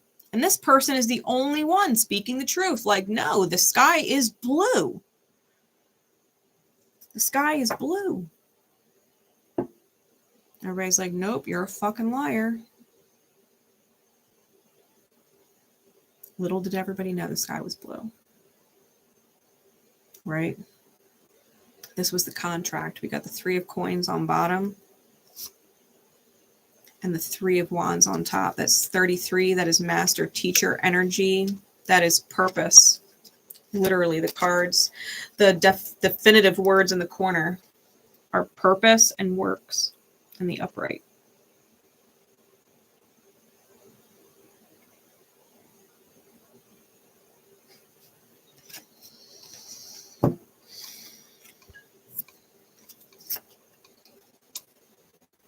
Yeah, there was struggle and conflict. Five of Wands, Five of Swords. An audacious person, someone with the audacity. King of Wands, reckless. This was a reckless person, right? That's the demon. They had to see things from a different perspective and move forward. Hanged Man, Chariot. And they ascended. They ascended. Six of Wands is ascension after that. Yeah, they're supportive in their own success and evolution. Queen of Discs, Four of Wands, resurrection, temperance energy, growth, Nine of Discs, sovereignty. They had to go.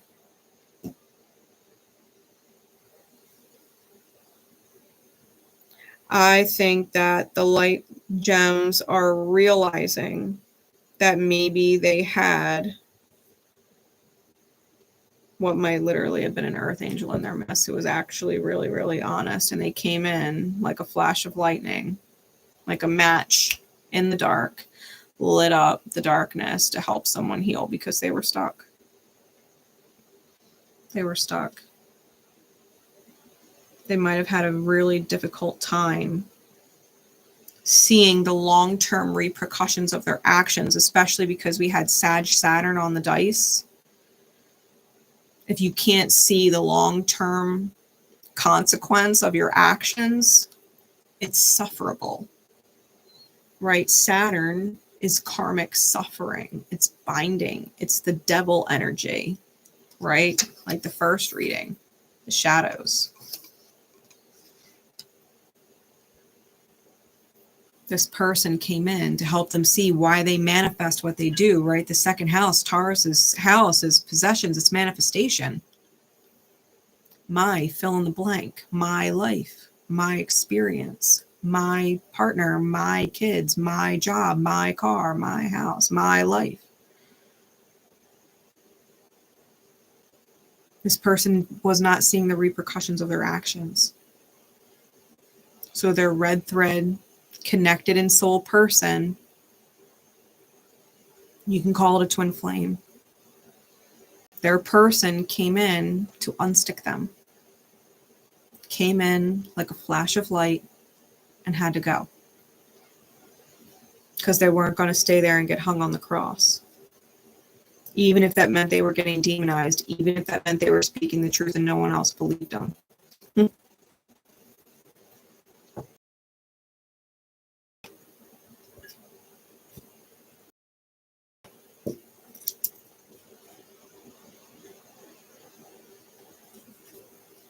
So what is going on then with Geminis who are torn between their light and their shadow?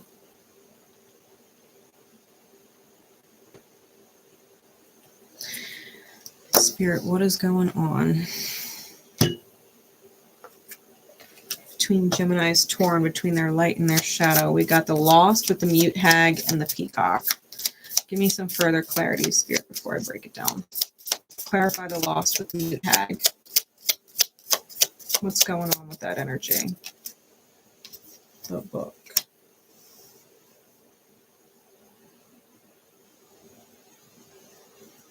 Clarify the Peacock. Clarify the Peacock, please.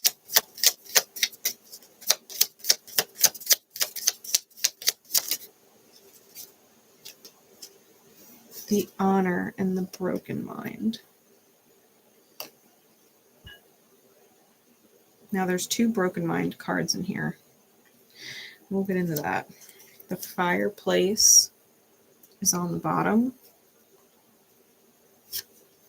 And the Key is on top.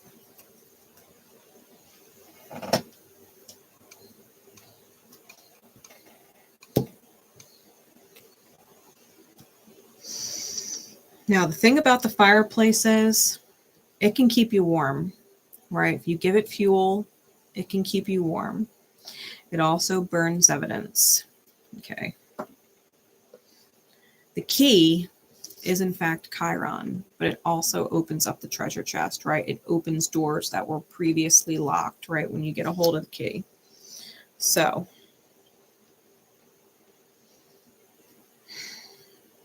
the Lost and the Mute Hag. These are the cards I'm looking at.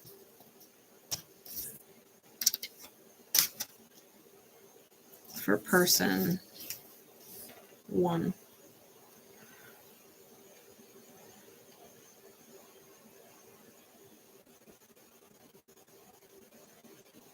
Okay.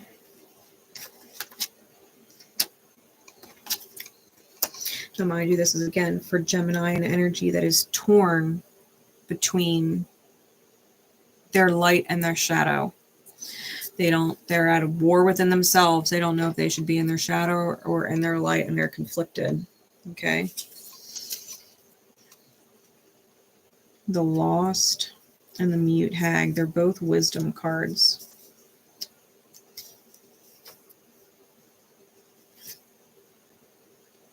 The Lost is chaotic evil. The Mute Hag is neutral evil. Okay. The Lost is the card of emptiness and loss of identity. The 𝘗𝘘𝗥𝗦𝗗𝗗𝗓 is forever mad, lost in a world of lunatics, insane asylums, and mass KILLERs, right? We're talking D&D terms. For those under its influence, the world makes no sense. It evokes times where all is babble, as when meeting someone who speaks only in another tongue. So the Lost literally feels crazy. Feels like the world feels like they're surrounded by people who are fucking crazy. And people just out to literally like kill the light in other people, right? Metaphorically speaking, people are all out for themselves.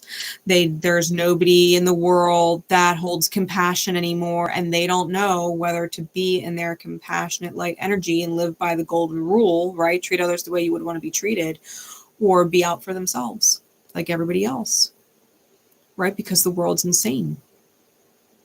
They feel empty and lost. They don't know who they are. They don't know if who they are holds a place in the world, because everybody in the world is fucking crazy. They feel crazy being in the world with everybody else. This is how people treat each other. This is how people act. They don't know who they are. They don't know if they should be like them or be who they're guided to be, but who the world makes no fucking sense. It's like them saying, well, we should do the right thing, right? It's like, we found a wallet. We should see who it belongs to. And the other person's like, well, dude, is there money in there? Let's just go shopping real quick. Do they got credit cards? And the person's like, why would I do that?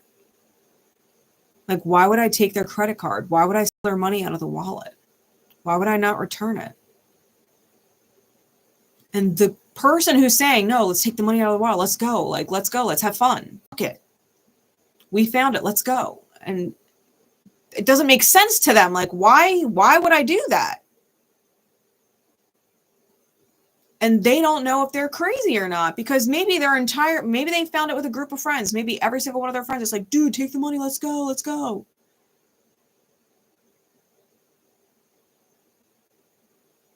It's like they're speaking two different languages. One person is speaking empathy. One person is putting themselves in someone else's shoes. Well, if I lost my wallet, my money, I would want it all returned. Do you know what I mean? Like, living by the golden rule, treating other people the way I want to be treated.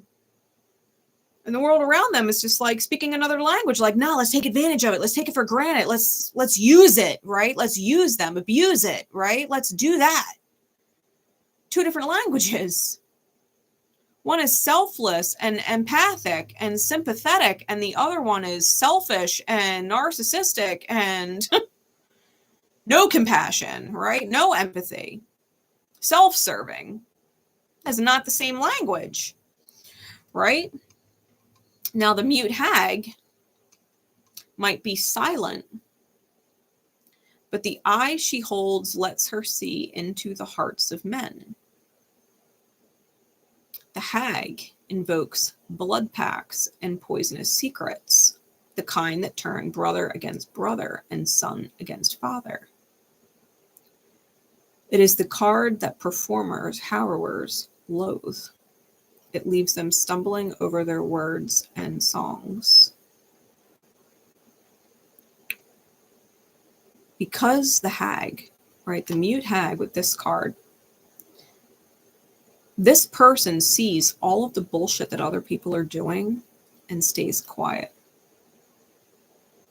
This is why this person's torn. They're not separating themselves from this energy. They're around it. And they're keeping all the secrets, all the misdeeds they're committing against each other.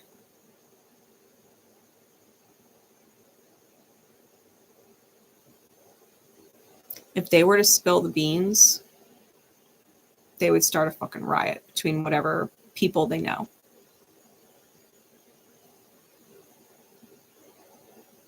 People would literally be stumbling over their words, right? Trying to cover their tracks, trying to lie their way out of it. This person knows the truth, but they're quiet. Which is torturous, to be fair. If you know how everybody is talking about each other behind each other's backs and you're the one being quiet, like I would never do that. Like an example, right? When I was in my 20s, I was friends with a group of girls. And if I was hanging out with one, that one was talking about the other two for hours, trash behind their backs. If I was hanging out with another one, that one was talking trash on the other two for hours behind their backs. And same thing with the third one, trash talking about the other two. But when they were all in front of each other, hi, how are you? Oh my God, I can't believe we're together. Look what I got. Da, da, da, da, da. Let me tell you about my life and all the things that I have that you don't. And I was like, I would never talk about y'all like that behind each other's backs. How can you be so fucking fake in front of each other? It drove me insane. To the point that I literally stopped being friends with all of them. It's like, I can't do this anymore. Like, I love yous all. Yeah, we're not perfect people, but I'm not going to sit here and talk shit about y'all. Right? To me, that's crazy. How could you say you're best friends with someone for years and constantly talk shit on them every time you hang out with someone else? Like, every fucking time. Every single time. When we were all together, it was great. We're all dancing, drinking, you buy a round, I buy a round, let's go. Fun.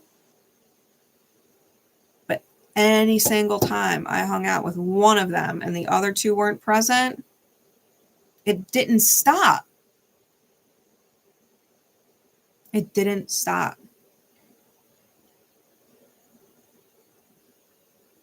It's like, how do y'all do this? Right? As an example, someone is literally like, I don't speak that language. We are not the same. We are not the same.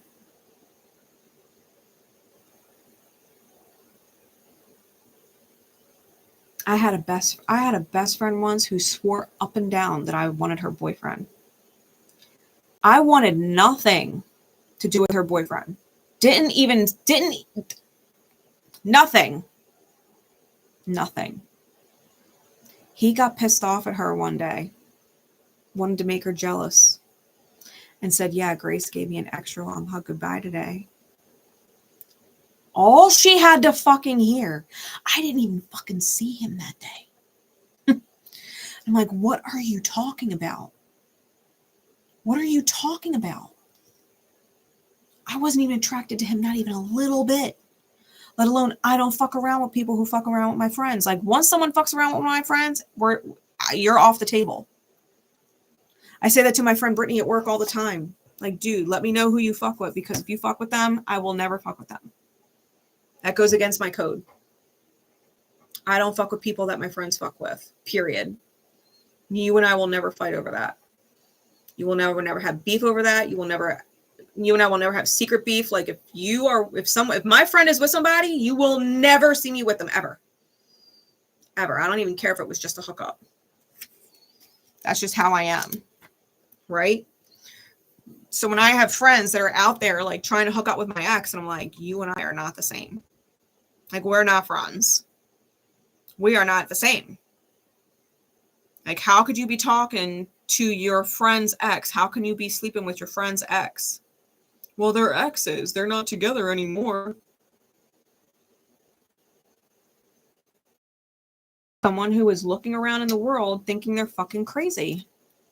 Because everybody in the world is so fucking twisted, and they're not twisted, and they don't know what to do. Right? And it comes out with the book. This is the Akashic record, and they are learning that they are the writer.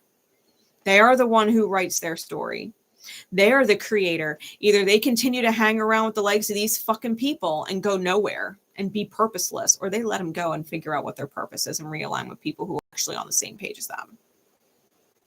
Because if I was still hanging out with the same fucking group of girls, talking about each other behind each other's backs, I would never have met my soul fam. I probably would have ended up a cosmologist, a hairstylist, just like them, trying to make ends meet. Never would have ended up doing online readings. Never would have ended up being a spiritual coach for people. Never would have ended up talking about my journey and helping other people. Like, never would have put astrology out there and shared that wisdom with people. At some point, you're going to have to realize that you're the creator, and you've got to write your own book. If you feel like everybody else around you is narcissistic, self-centered, abusive, out for themselves, whatever they can get, lie their way out of shit, be fake and phony type people, and that is not you, you need to stop aligning with those people. You need to let them go and realize you are not the same. You are not cut from the same cloth. You are not meant to live and die with these fucking people. You will never know yourself. You will never truly know yourself. Okay. The peacock. The peacock is a creature of astonishing beauty, but it's beauty that can only be retained if frozen like a cockatrice's statue. Smarter people accept the passage of time and dance out of the peacock's way. Its appearance always signifies sudden personal shift in attitude or societal change. The peacock, I refer to this energy as a person who's like Moldavite. Some people who think they're smart were like, I'm not touching Moldavite. I will never fuck with that stone. My whole life will change. I'll go through all kinds of upheaval. Smart and wise are two different things. A wise person will dance with the peacock, not out of its way. A wise person will accept that this person is going to bring some kind of shift and change in their life, and it's elevating. You can handle Moldavite and go through the shift, go through the upheaval. It's because Moldavite realigns your life. Moldavite literally realigns your life. People are looking at the peacock and registering. This is a code of honor. The peacock holds a code of honor. That is the symbol right here for integrity.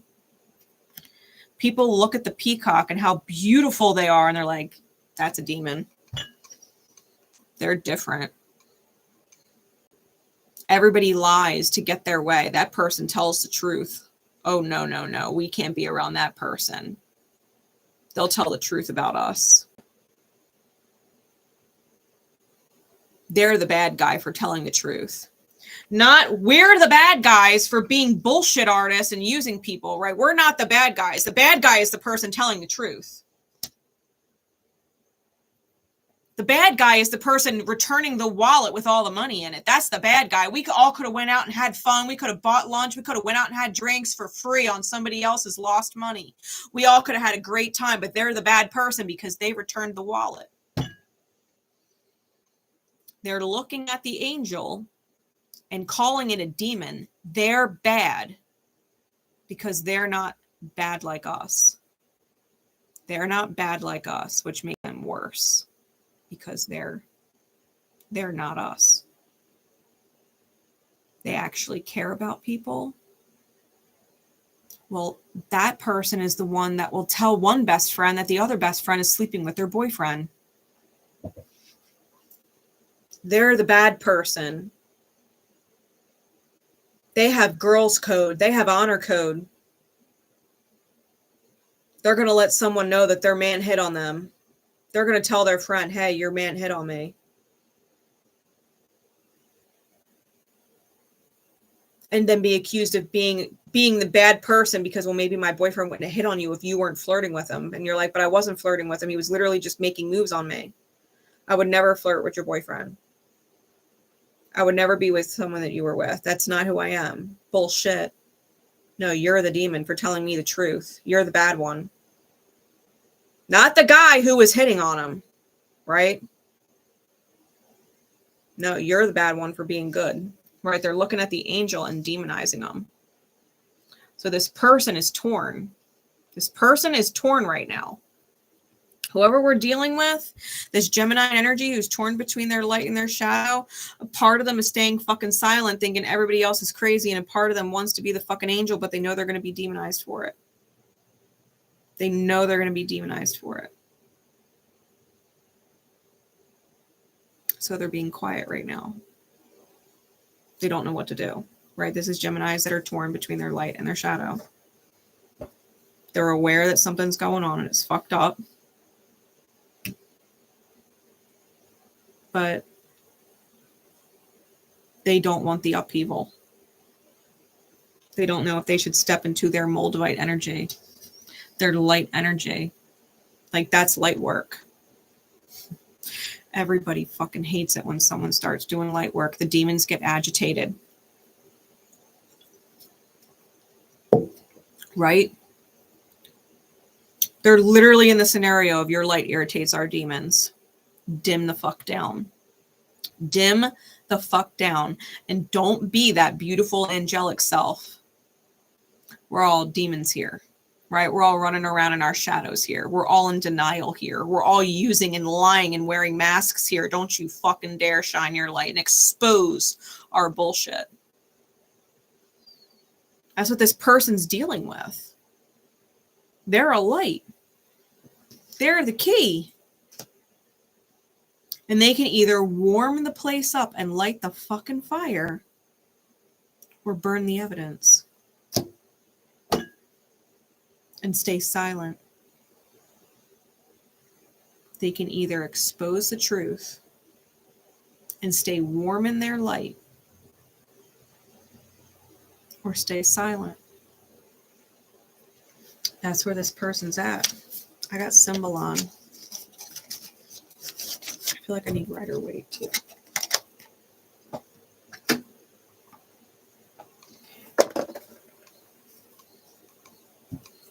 Why do I got Symbolon out here? What is it?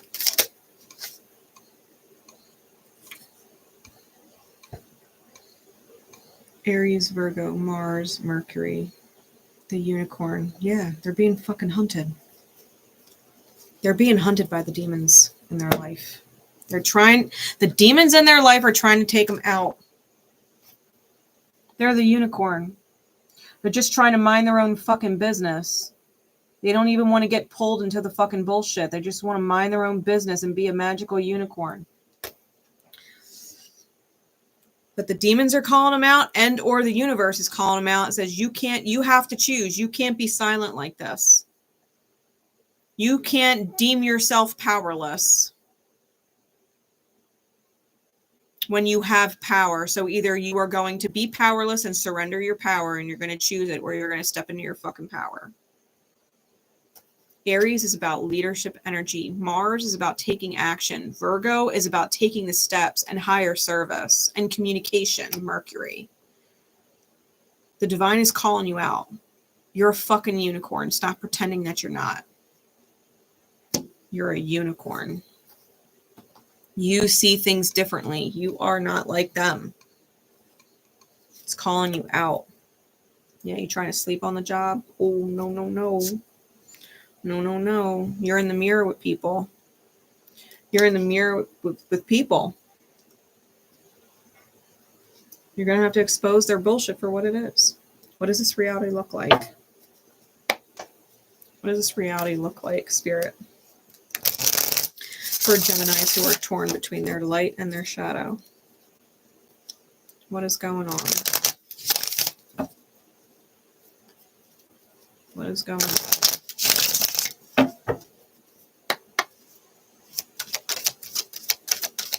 Yeah, you're getting pinged. 8 of Wands just flew out.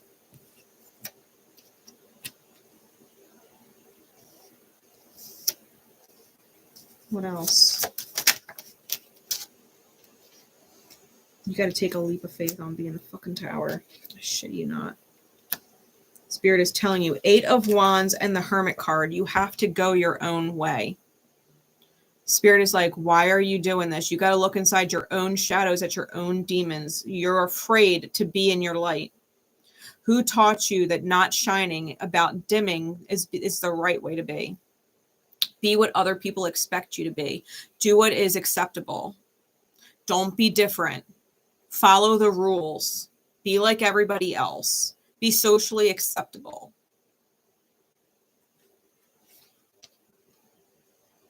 Sit down. Be quiet.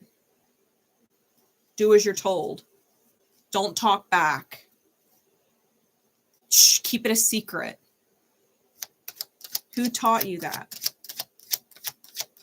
Don't tell your mother.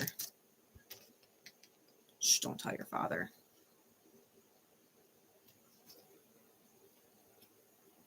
Shh, don't tell your older sister. Shh.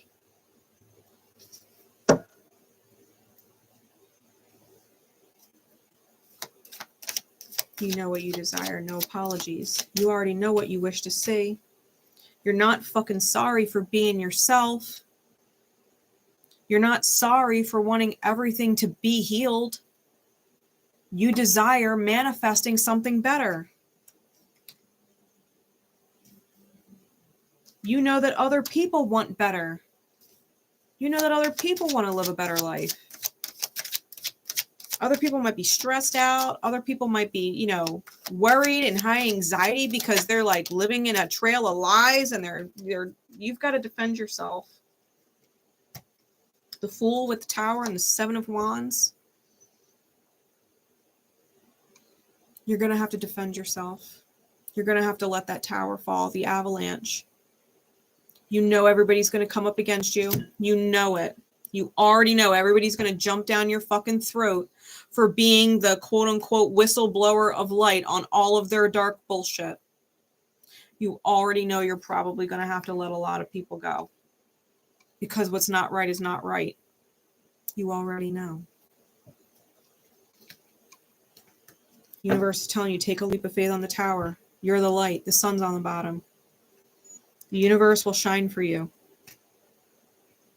The universe will shine for you. You're dealing with liars. Expose it. Hold enough love for them.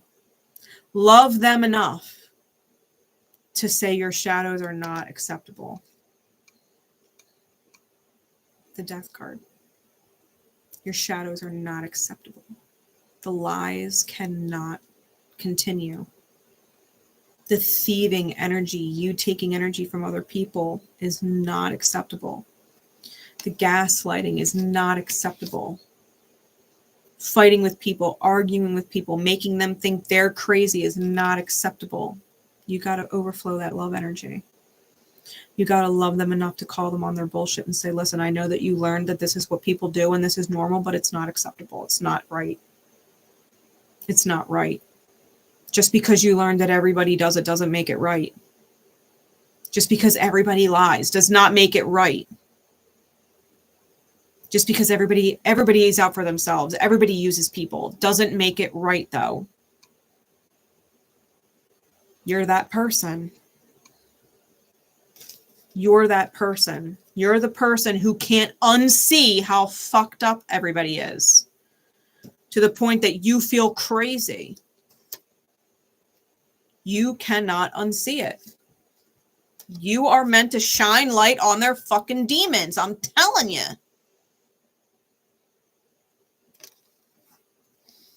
Yeah. You're it. You're the fucking Knight of Wands and the King of Swords. You're the fire, right? You're the fire igniting. You're the fire igniting the high perspective and truth. That changes everything. That's the Wheel of Fortune. That changes everything. That's taking people's wounds and creating wish fulfillment because they really don't want to be wounded. They really don't. They really don't. But they're going to stay in their ignorance so long as no one calls them on it because everybody's doing it. You got to call them on it. It's your choice, Gemini, if you're torn. Your choice. Do you want to be like them? Do you want to stay silent? Feel crazy? Or do you literally want to just let loose and call everybody on their fucking shit right now? Because in the long run, every single one of them is going to end up miserable. Every single one of them is going to end up stressed. Every single one of them is going to have karma they can't fucking repay, and they're going to have to come back again in next life and suffer all over again. Stop the cycle. That's your job. You're the cycle breaker. getting people out of this Ouroboros bullshit.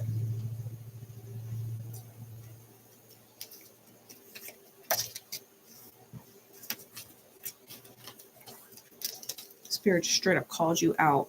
Like, you know your fucking energy. You know who the fuck you are. Stop pretending. Stop pretending you're like them. The silence is killing you. Let it rip. They're not going to like it. You know they're not going to like it.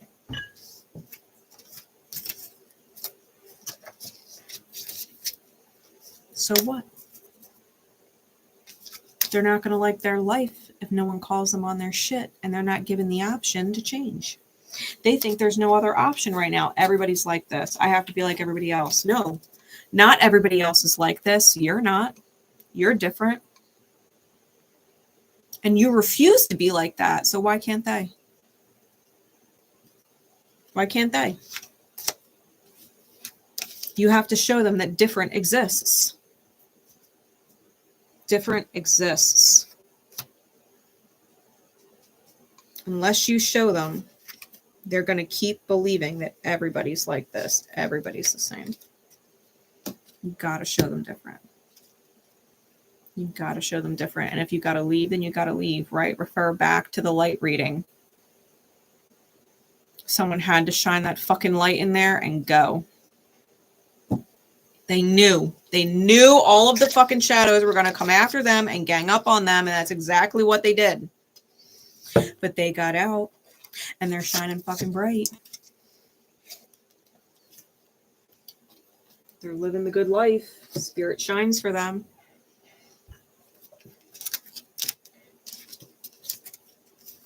I'm going to pull some guidance cards, no matter where you fall on the spectrum of energy, light, shadow, or in between, right? I got so many dang cards on this table. Give me just a second. I got the Love Your Inner Goddess Oracle cards by Alana Fairchild. And I've got the Black Moon Astrology cards by Suzanne Shepherd.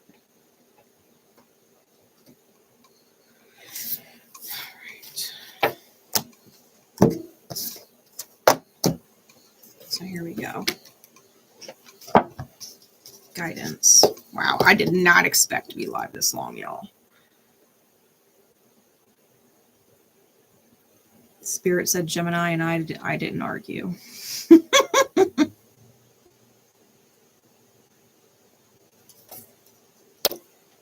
Okay. Love Your Inner Goddess.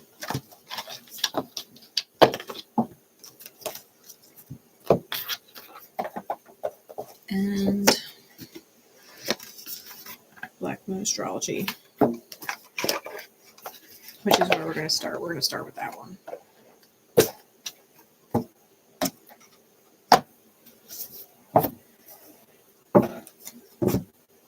Okay.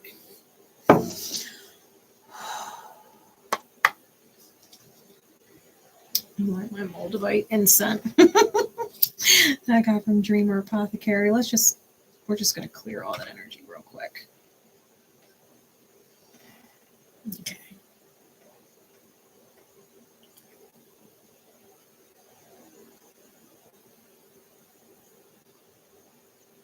Speaking of Moldavite, right?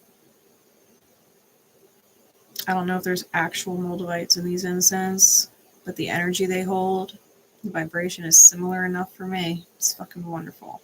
You can find her on Facebook, Dreamer Apothecary. She's amazing. And she's a Gemini.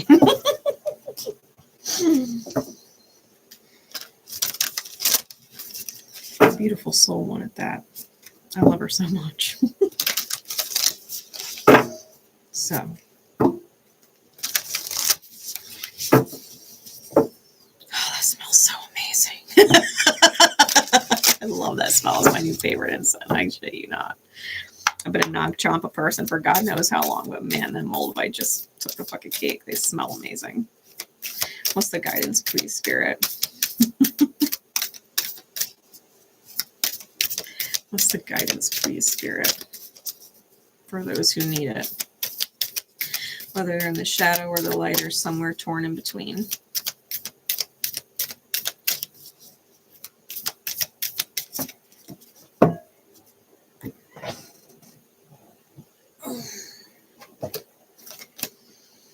Pluto.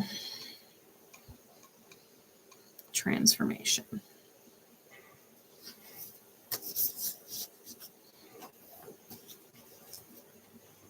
Why am I not surprised? We had Capricorn come out in the dice with Saturn and on the charms.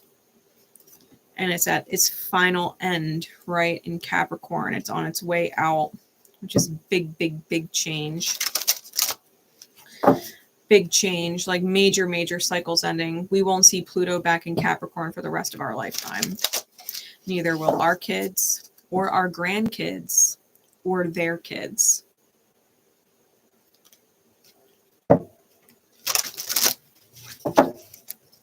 Our great, great, great grandkids might see Pluto in Capricorn. Might.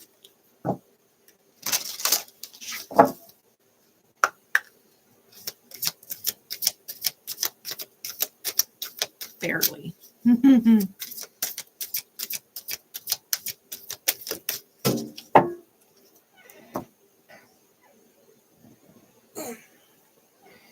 Black diamond. Really super Pluto energy for real.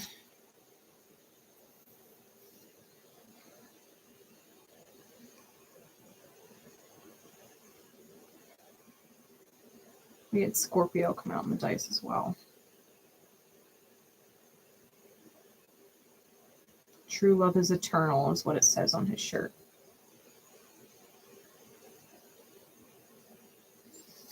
True love is eternal. That's what this is.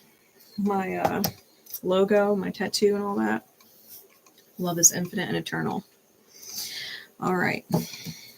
That's why my logo is my logo. Now y'all know. So card number 11. The quote is by, I don't know how to pronounce the I with the two little dots over it. So 𝘗𝘗𝘕𝘌𝘗𝘗𝘗𝘓. People living deeply have no fear of death.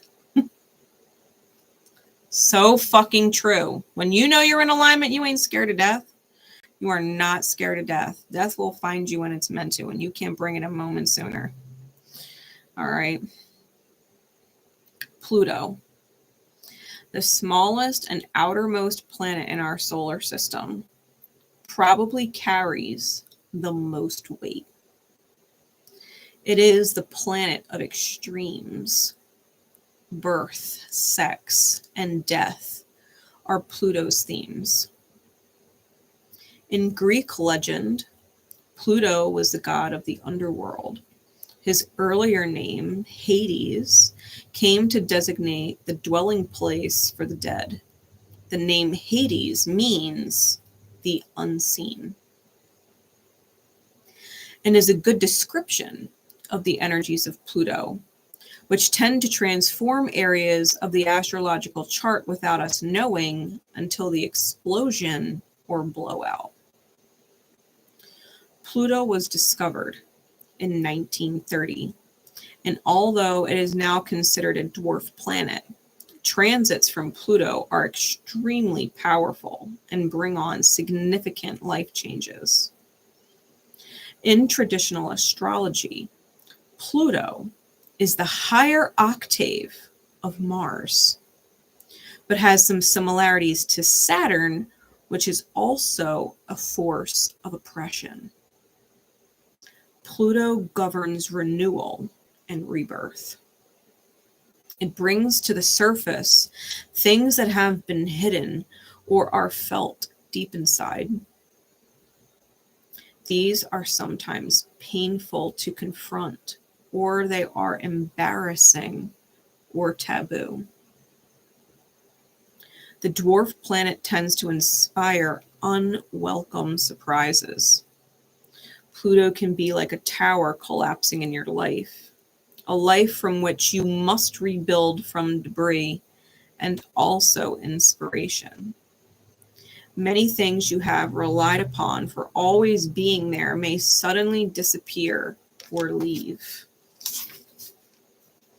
More than anything else, Pluto represents endings and beginnings.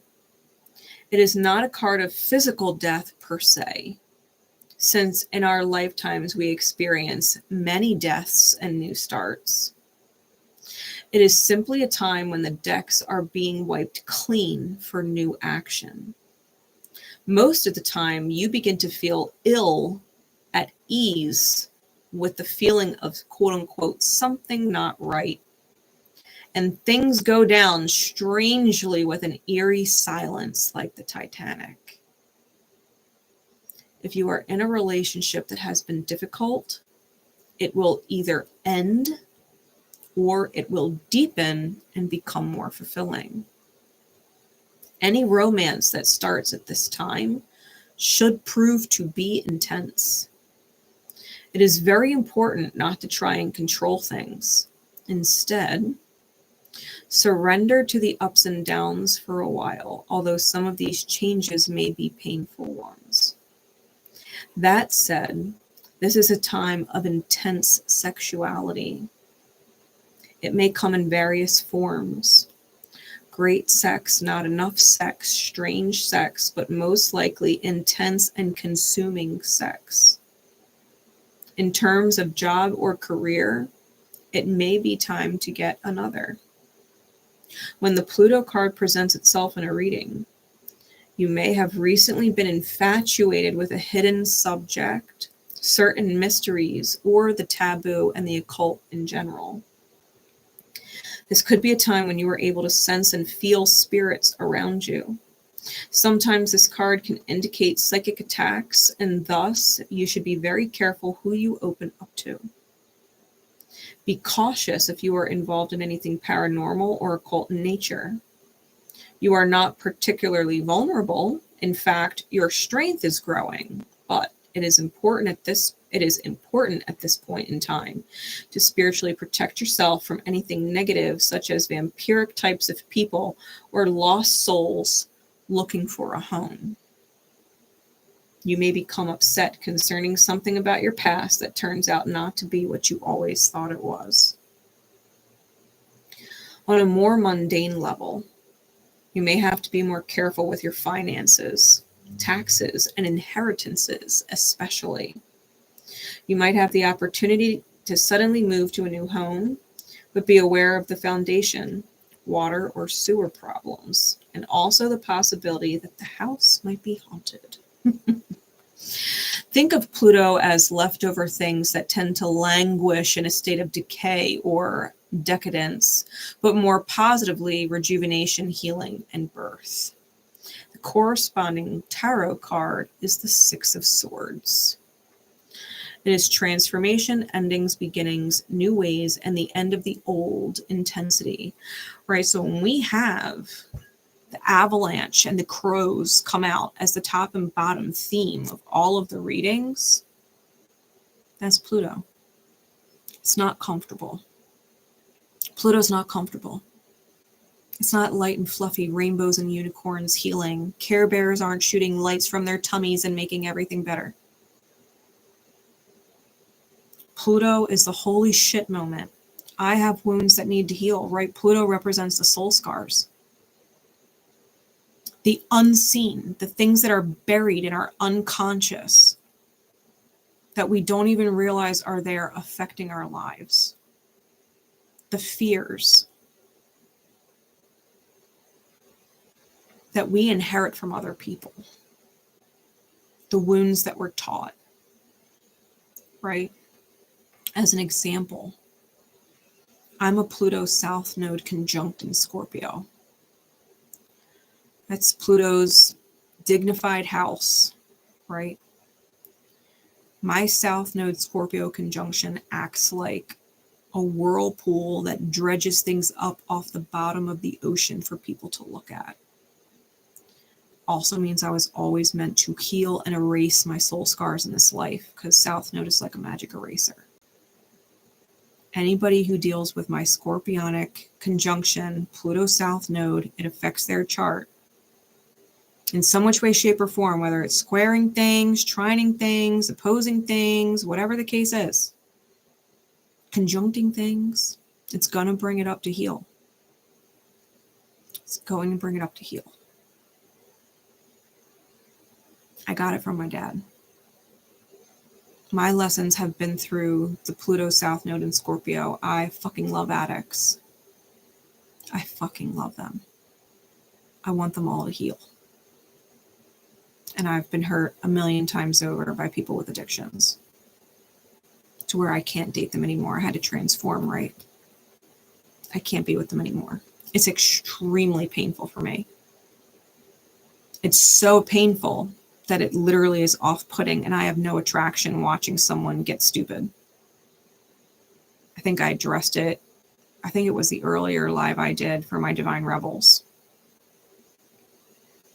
So the guy was talking to me, he told me he does shrooms and shit. I'm like, there is nothing attractive about a 40-year-old man who wants to do fucking shrooms. There is nothing attractive about a grown-ass man who's baked out of his fucking mind. Like, why would I want to have sex with that? It's not attractive. Guy who drinks and can't handle his shit and he's fucking slurring or bumping into fucking walls like my ex, like, that is not attractive. I don't want to sleep with it. It's not attractive. I can't be with addicts anymore. The soul scar, that was from my dad.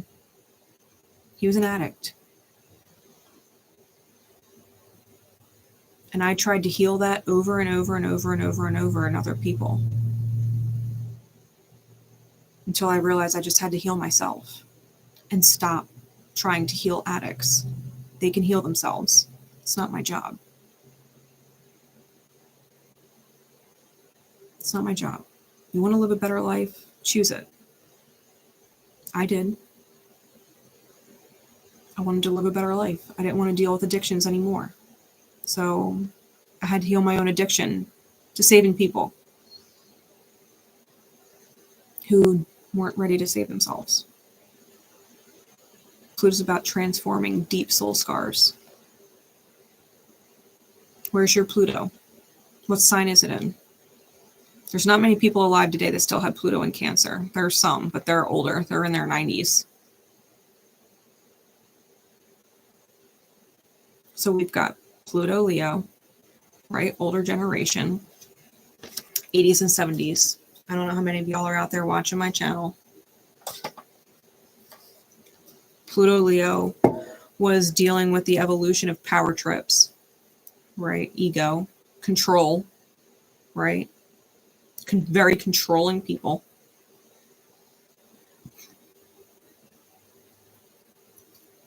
Pluto, Virgo, transformed through the meticulous steps that needed to be taken. Works, right? Works and health. They are one of the last generations that are still working before being able to retire. The retirement age, right, for Social Security keeps going up, keeps going up, keeps going up. Yeah, they're the generation dealing with that. They're not allowed to stop working. Pluto Virgo generation just wants to fucking retire. Pluto Libra dealt with higher divorce rates than any other previous generation. That was, that Virgo Pluto, we stuck together no matter what, and we worked our fucking asses off. Pluto Libra, that completely fucking fell apart. They were the ones that came from broken homes. They were the ones that came from divorced parents, or they were the first of their family to really deal with divorce. Maybe their parents were together and they were the first one to get divorced, right?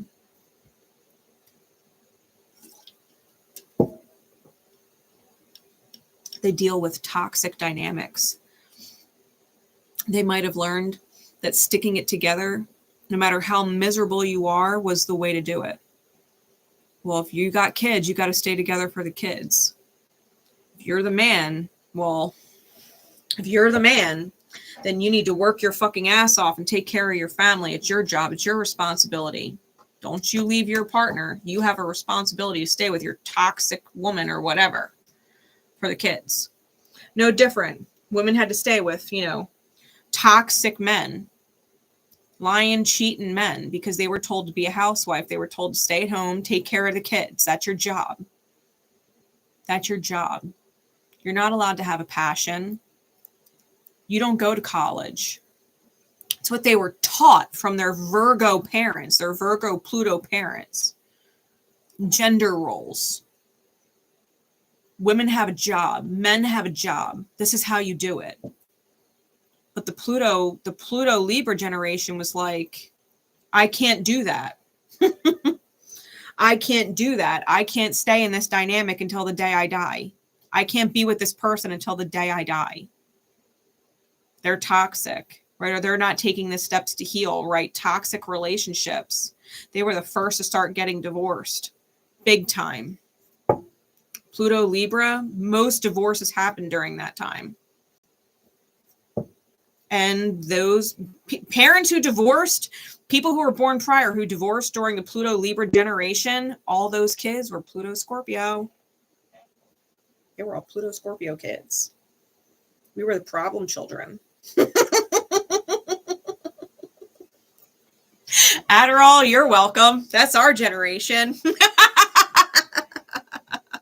Meth, that's our generation.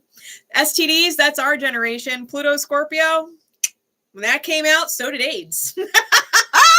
Shit you not.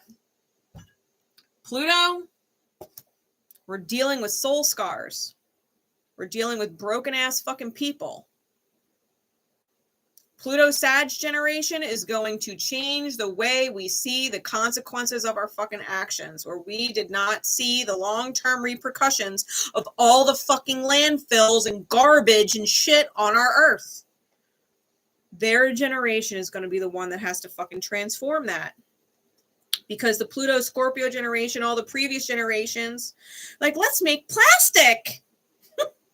Yeah, now we got nanoplastics in our fucking oceans and we eat that shit and fish. We're eating fucking cancer. We literally have ingredients in our fucking food that cause cancer. And we know it, but we're producing it anyway because, you know, cheap.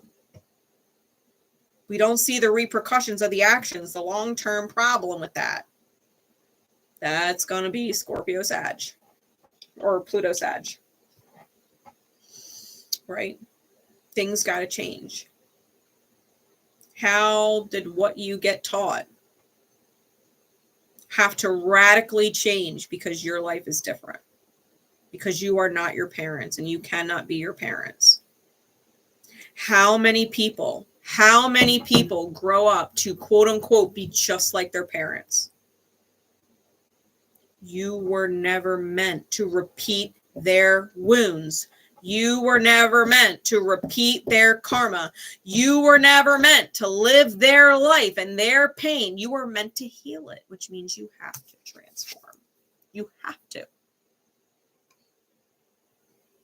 My parents stayed together. They were toxic as fuck. Toxic as fuck. I said, no fucking way. No way. I will fucking leave before I stay till death do me part with some fucking asshole who's either drunk in a bottle, gambling all the fucking bank account money away, or some crazy psycho bitch who's spending all the bank account money before he can fucking gamble it, cussing him, threatening to kill him and shit. Like, no, I refuse. I refuse to be like my parents or marry someone just like them. Oh, fuck no. Fuck no. Where's your Pluto placement?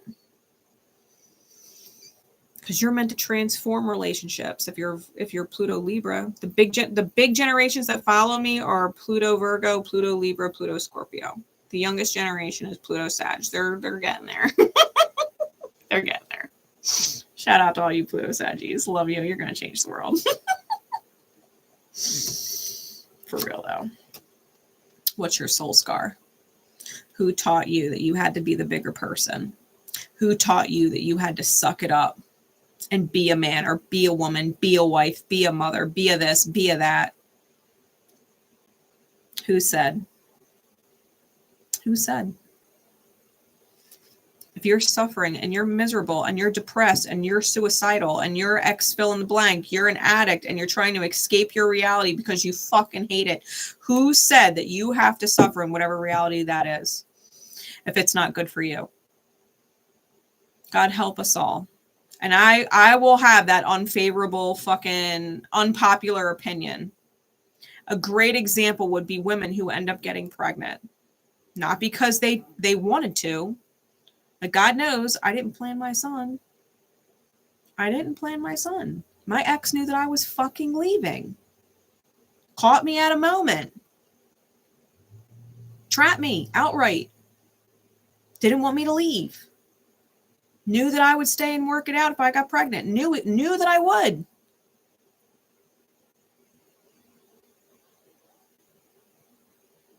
So I was okay with being a mom. There was no one that was going to love that kid more than I do. And that stands true to this fucking day. I wouldn't have it any other way. My son's a goddamn miracle in my life. He's my rock. But for some people, that's not the case. For some people, that is not the case. Some women try and get pregnant to trap men because they don't want to be without their man. They don't want to be alone. They don't want their man going to somebody else. They get pregnant. But they're not a good mother. Being a mother depresses them. Being stuck in the house, having to play that role depresses them. Having no purpose, having no dreams outside of the same fucking walls every day makes them insanely depressed. Makes them act out, makes them cheat, makes them drink. Makes them get stoned out of their fucking minds. Makes them leave and go out for hours and leaves their kids with other people. They're not cut out to be a mother. That child would be better off with other family. That child would be better off with other people. Forcing that woman to be a mother when they're literally drowning and wounding their children, right? Who don't understand why their mother doesn't take care of them, who don't understand why their mother doesn't love them, who doesn't understand why their mother is drunk and screaming and yelling at them. Doesn't understand. Those children would be better off with someone else. Why are we forcing people to stay inside socially acceptable constructs that do not actually fit them? Then we judge them and we're hard on them because they're going through their own authentic healing journey that we know nothing about. Why can't we just say, okay, quote unquote, mistakes were made? Nothing is a mistake. It's all divine. Okay? Why can't we just accept the circumstances for what they are and find the best possible solution? To be fair, maybe you're the grandparents of that woman who has a child and she's not a great mother. Maybe you feel obligated to adopt the child or take them in or raise them as your own. Maybe you're too old. Maybe you don't have it in you. Maybe you're strict on that child. Maybe that child is getting wounded in a different way because of you. Maybe that child will be better off up for adoption with a family who can't have kids, who would love that child, spoil that child fucking rotten, be there for them, know how to talk to them, instead of having some wild, multi-generational gap of misunderstanding. Pluto is about letting go of judgment, right? Pluto rules the judgment card and the death card in tarot. Some things have to be brought up to the surface so that we can release judgment and make a different call. So that we can change life for the better instead of suffer through it. Gotta stop judging ourselves. Gotta stop judging other people. If other people are all kinds of fucked up and they need to learn that what they're doing is kind of fucked up, well, then maybe you got to make that judgment call. Maybe you got to call them out on it. Maybe it's going to be uncomfortable. Maybe your life's going to transform. Maybe you're going to lose some friends. Maybe some of them will come out better on the other side for it and thank you later.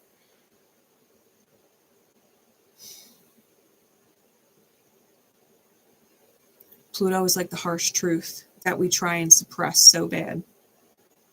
And the more we suppress it, the more painful it becomes. Sometimes we just have to transform. The caterpillar has to become a butterfly.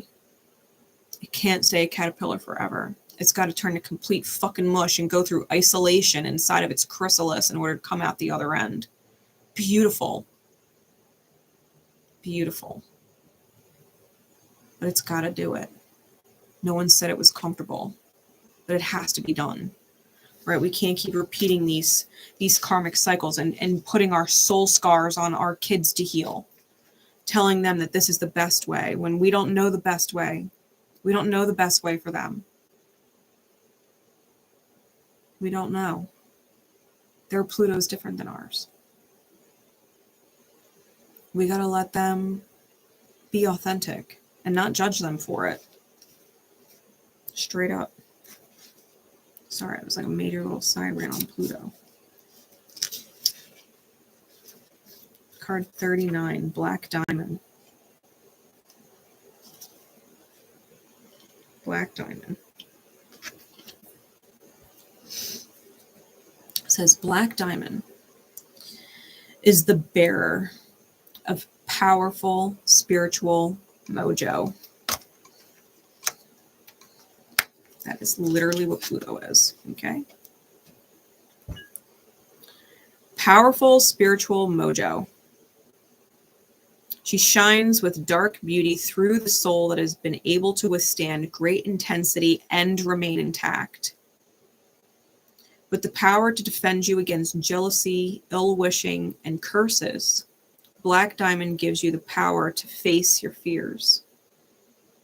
Your soul has been working with Black Diamond, transforming your attitude towards fear, learning how to feel it without being overcome by it. Black Diamond is only available to the old soul who is ready for it. It takes many lifetimes to be able to confront your fears. You have to develop unconditional spiritual trust to do this.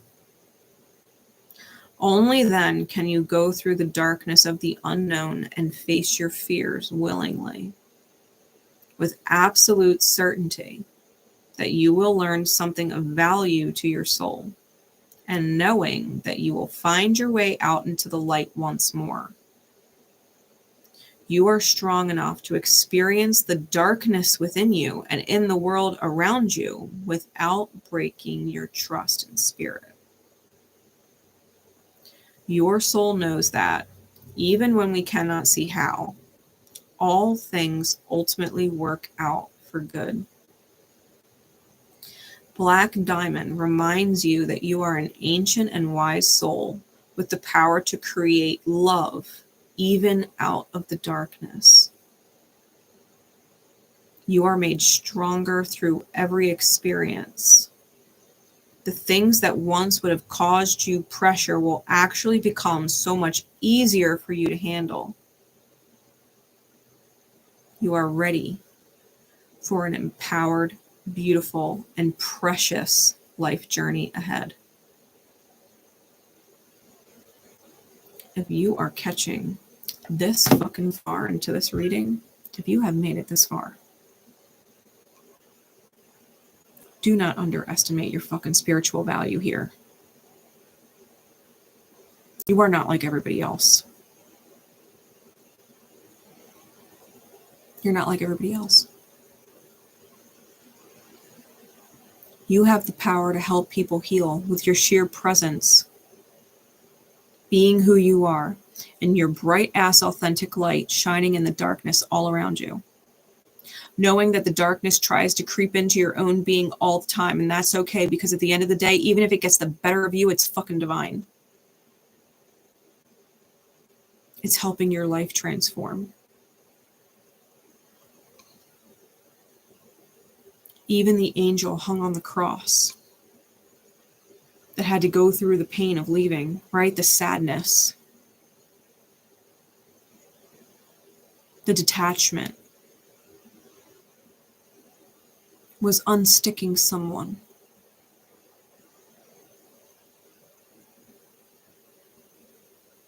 even if you have to love and let go, right? I've talked about this too.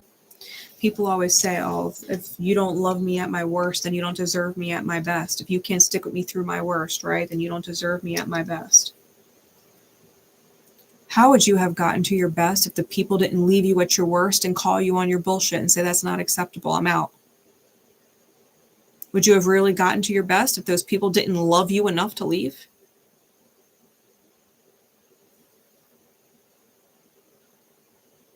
If no one ever called you on your shit?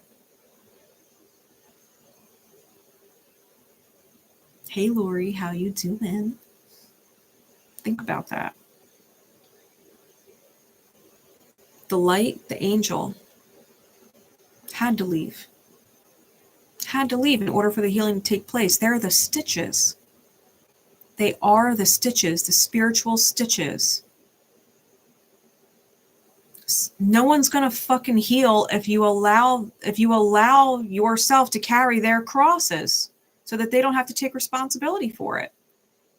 No one's going to heal if you don't say, hey, you're bleeding all over me and I didn't fucking cut you. Heal your shit. They're stitches. The people who love you enough to let you go, they are your fucking people. They are your people as much as anybody who stays. How they love is different, but love is love. It's no different. Someone doesn't love you more. No, they either love you or they don't.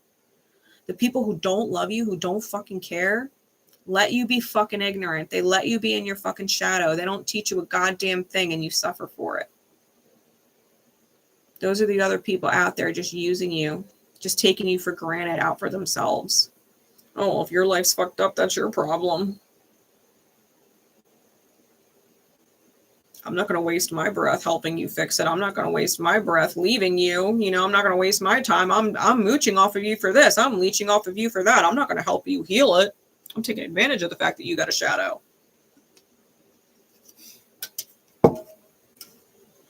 Those are not your people. You got two types of people. People that love you enough to talk to you about the shit that needs to get fixed, and the people that love you enough to fucking leave because they have already done that and you refuse to fix it. Those people love you. The people that don't fucking tell you when something's off, those aren't your people. The people benefiting from you and the fact that you're wounded, yeah, those aren't your people. Those are those vampiric energies that were mentioned in the cards. Those vampires that need to be cut loose. You need to cut them off. People who want to take from you and be on that pedestal and take from you, but they want to be toxic as fuck. They want to extort your wounds. Or exploit them, whatever the right word is. That's fucked up. They're not your fucking people. They're your demons in your outer experience, and you need to recognize them for what they are. Why do you keep that person around? Are you afraid of being alone? Are you afraid of not being good enough? Do you admire them in some way and want to be more like them in a certain way, even though you're being more like them in ways that are not becoming? Like, yeah, I like being around business people. I like being around successful people, but I'm not going to hang around people who fuck their way up to the top type shit. I'm not going to be around people who fucked other people over to get ahead, who lie and manipulate to get more money or get ahead or throw other people under the bus in order to get ahead. I don't agree with that. Work your way up to the top honest, right? That's the kind of person I want to be around. Where you're not like using and abusing people and working them into the fucking ground. Where you hold compassion for people. You haven't lost your humanity. You got to decide, like, yeah, I admire the fact that they make a lot of money. I admire the fact that they're successful, but I don't want to be like them to do it. So there must be another way. There must be a way more in alignment with me. Right, I had this discussion earlier with my rebels, my divine rebels. I have been courted by 4 different people who either had millions of dollars and were worth millions of dollars, or inheriting millions of dollars from their parents who were millionaires. 4. 4. 2 of them are millionaires outright.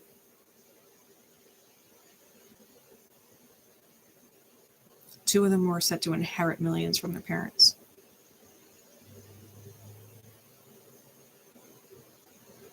But I had to deal with all their bullshit and be quiet, right? The mute hag.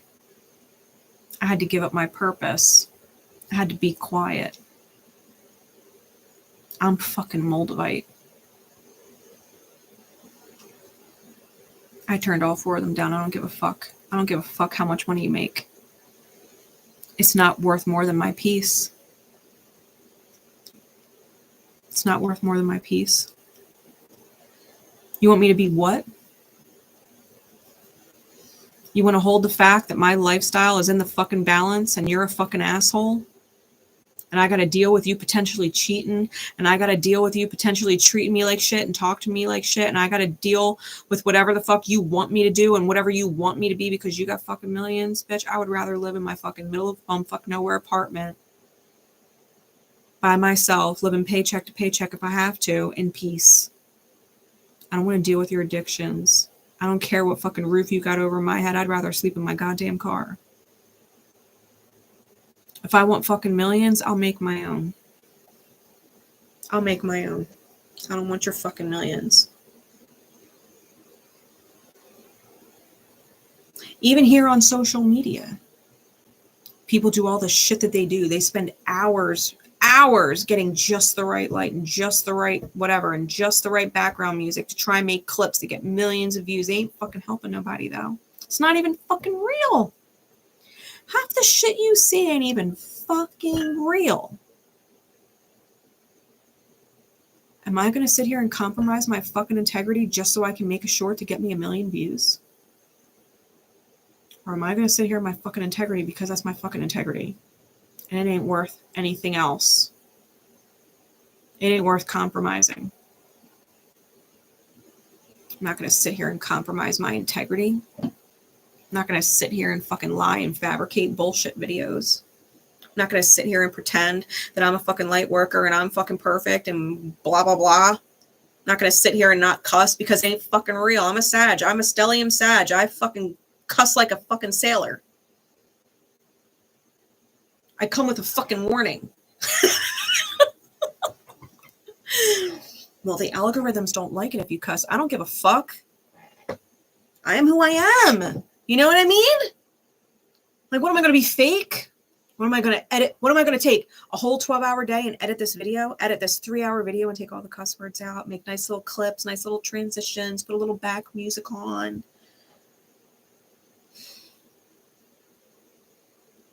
That's not who I am. Maybe one day I'll have a video editor. That's what they are. Great. That's their authentic light, as long as my F-bombs still get dropped.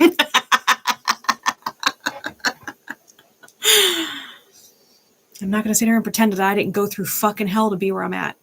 I went through fucking hell. Life, healing was not easy. Yeah, I rocked a fucking Moldavite. Fuck yeah, my life went through upheaval. Hell yeah, it was fucking worth it. Be the fucking black diamond. Be the transformation. Know that love is eternal. Everything happens for a reason. No love is wasted, ever. And everything is love. Understand that. Understand that. My quote unquote twin flame counterpart was a sociopath. Is a sociopath. And he had his most beautiful moments just like he had his fucking awful ones. And him being fucking awful was the best love he could possibly give me because it pushed me into my healing. My best light. I found it like a light in the dark. His worst was the best love ever. It's all love. Was it painful? Yeah. Did it transform me? Yeah. Am I fucking grateful? Fuck yeah.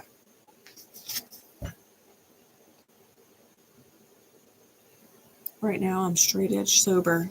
I'm at peace. My son's happy. I'm happy. Life's fucking good. I'm grateful every fucking day he was a sociopathic asshole who pushed me into my power, because that's exactly what the fuck he did. Pluto is a fucking power bank. Be grateful.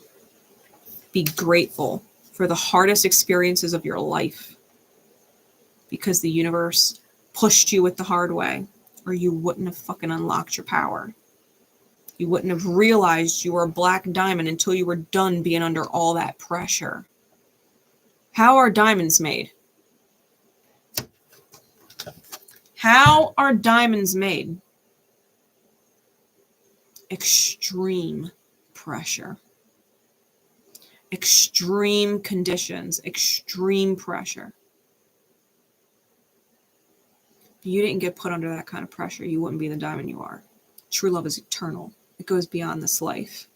Sometimes people got to play the villain to help you heal, and sometimes you got to do the same thing. Sometimes you got to play the villain, or they ain't never going to heal. Or they're never going to heal. Sometimes your best, most beautiful light, you being their fucking earth angel, means you're going to get demonized for it. They'll thank you later. They'll thank you later. I promise. They'll heal. You will give them the opportunity to heal because you chose the opportunity to heal. How do they know what choosing the opportunity to heal looks like if they never saw it before you? They never saw anybody choose to heal before you. Everybody chooses to stay wounded. You were the first one that chose to heal. Well, now they know it's possible, which means they can choose it too.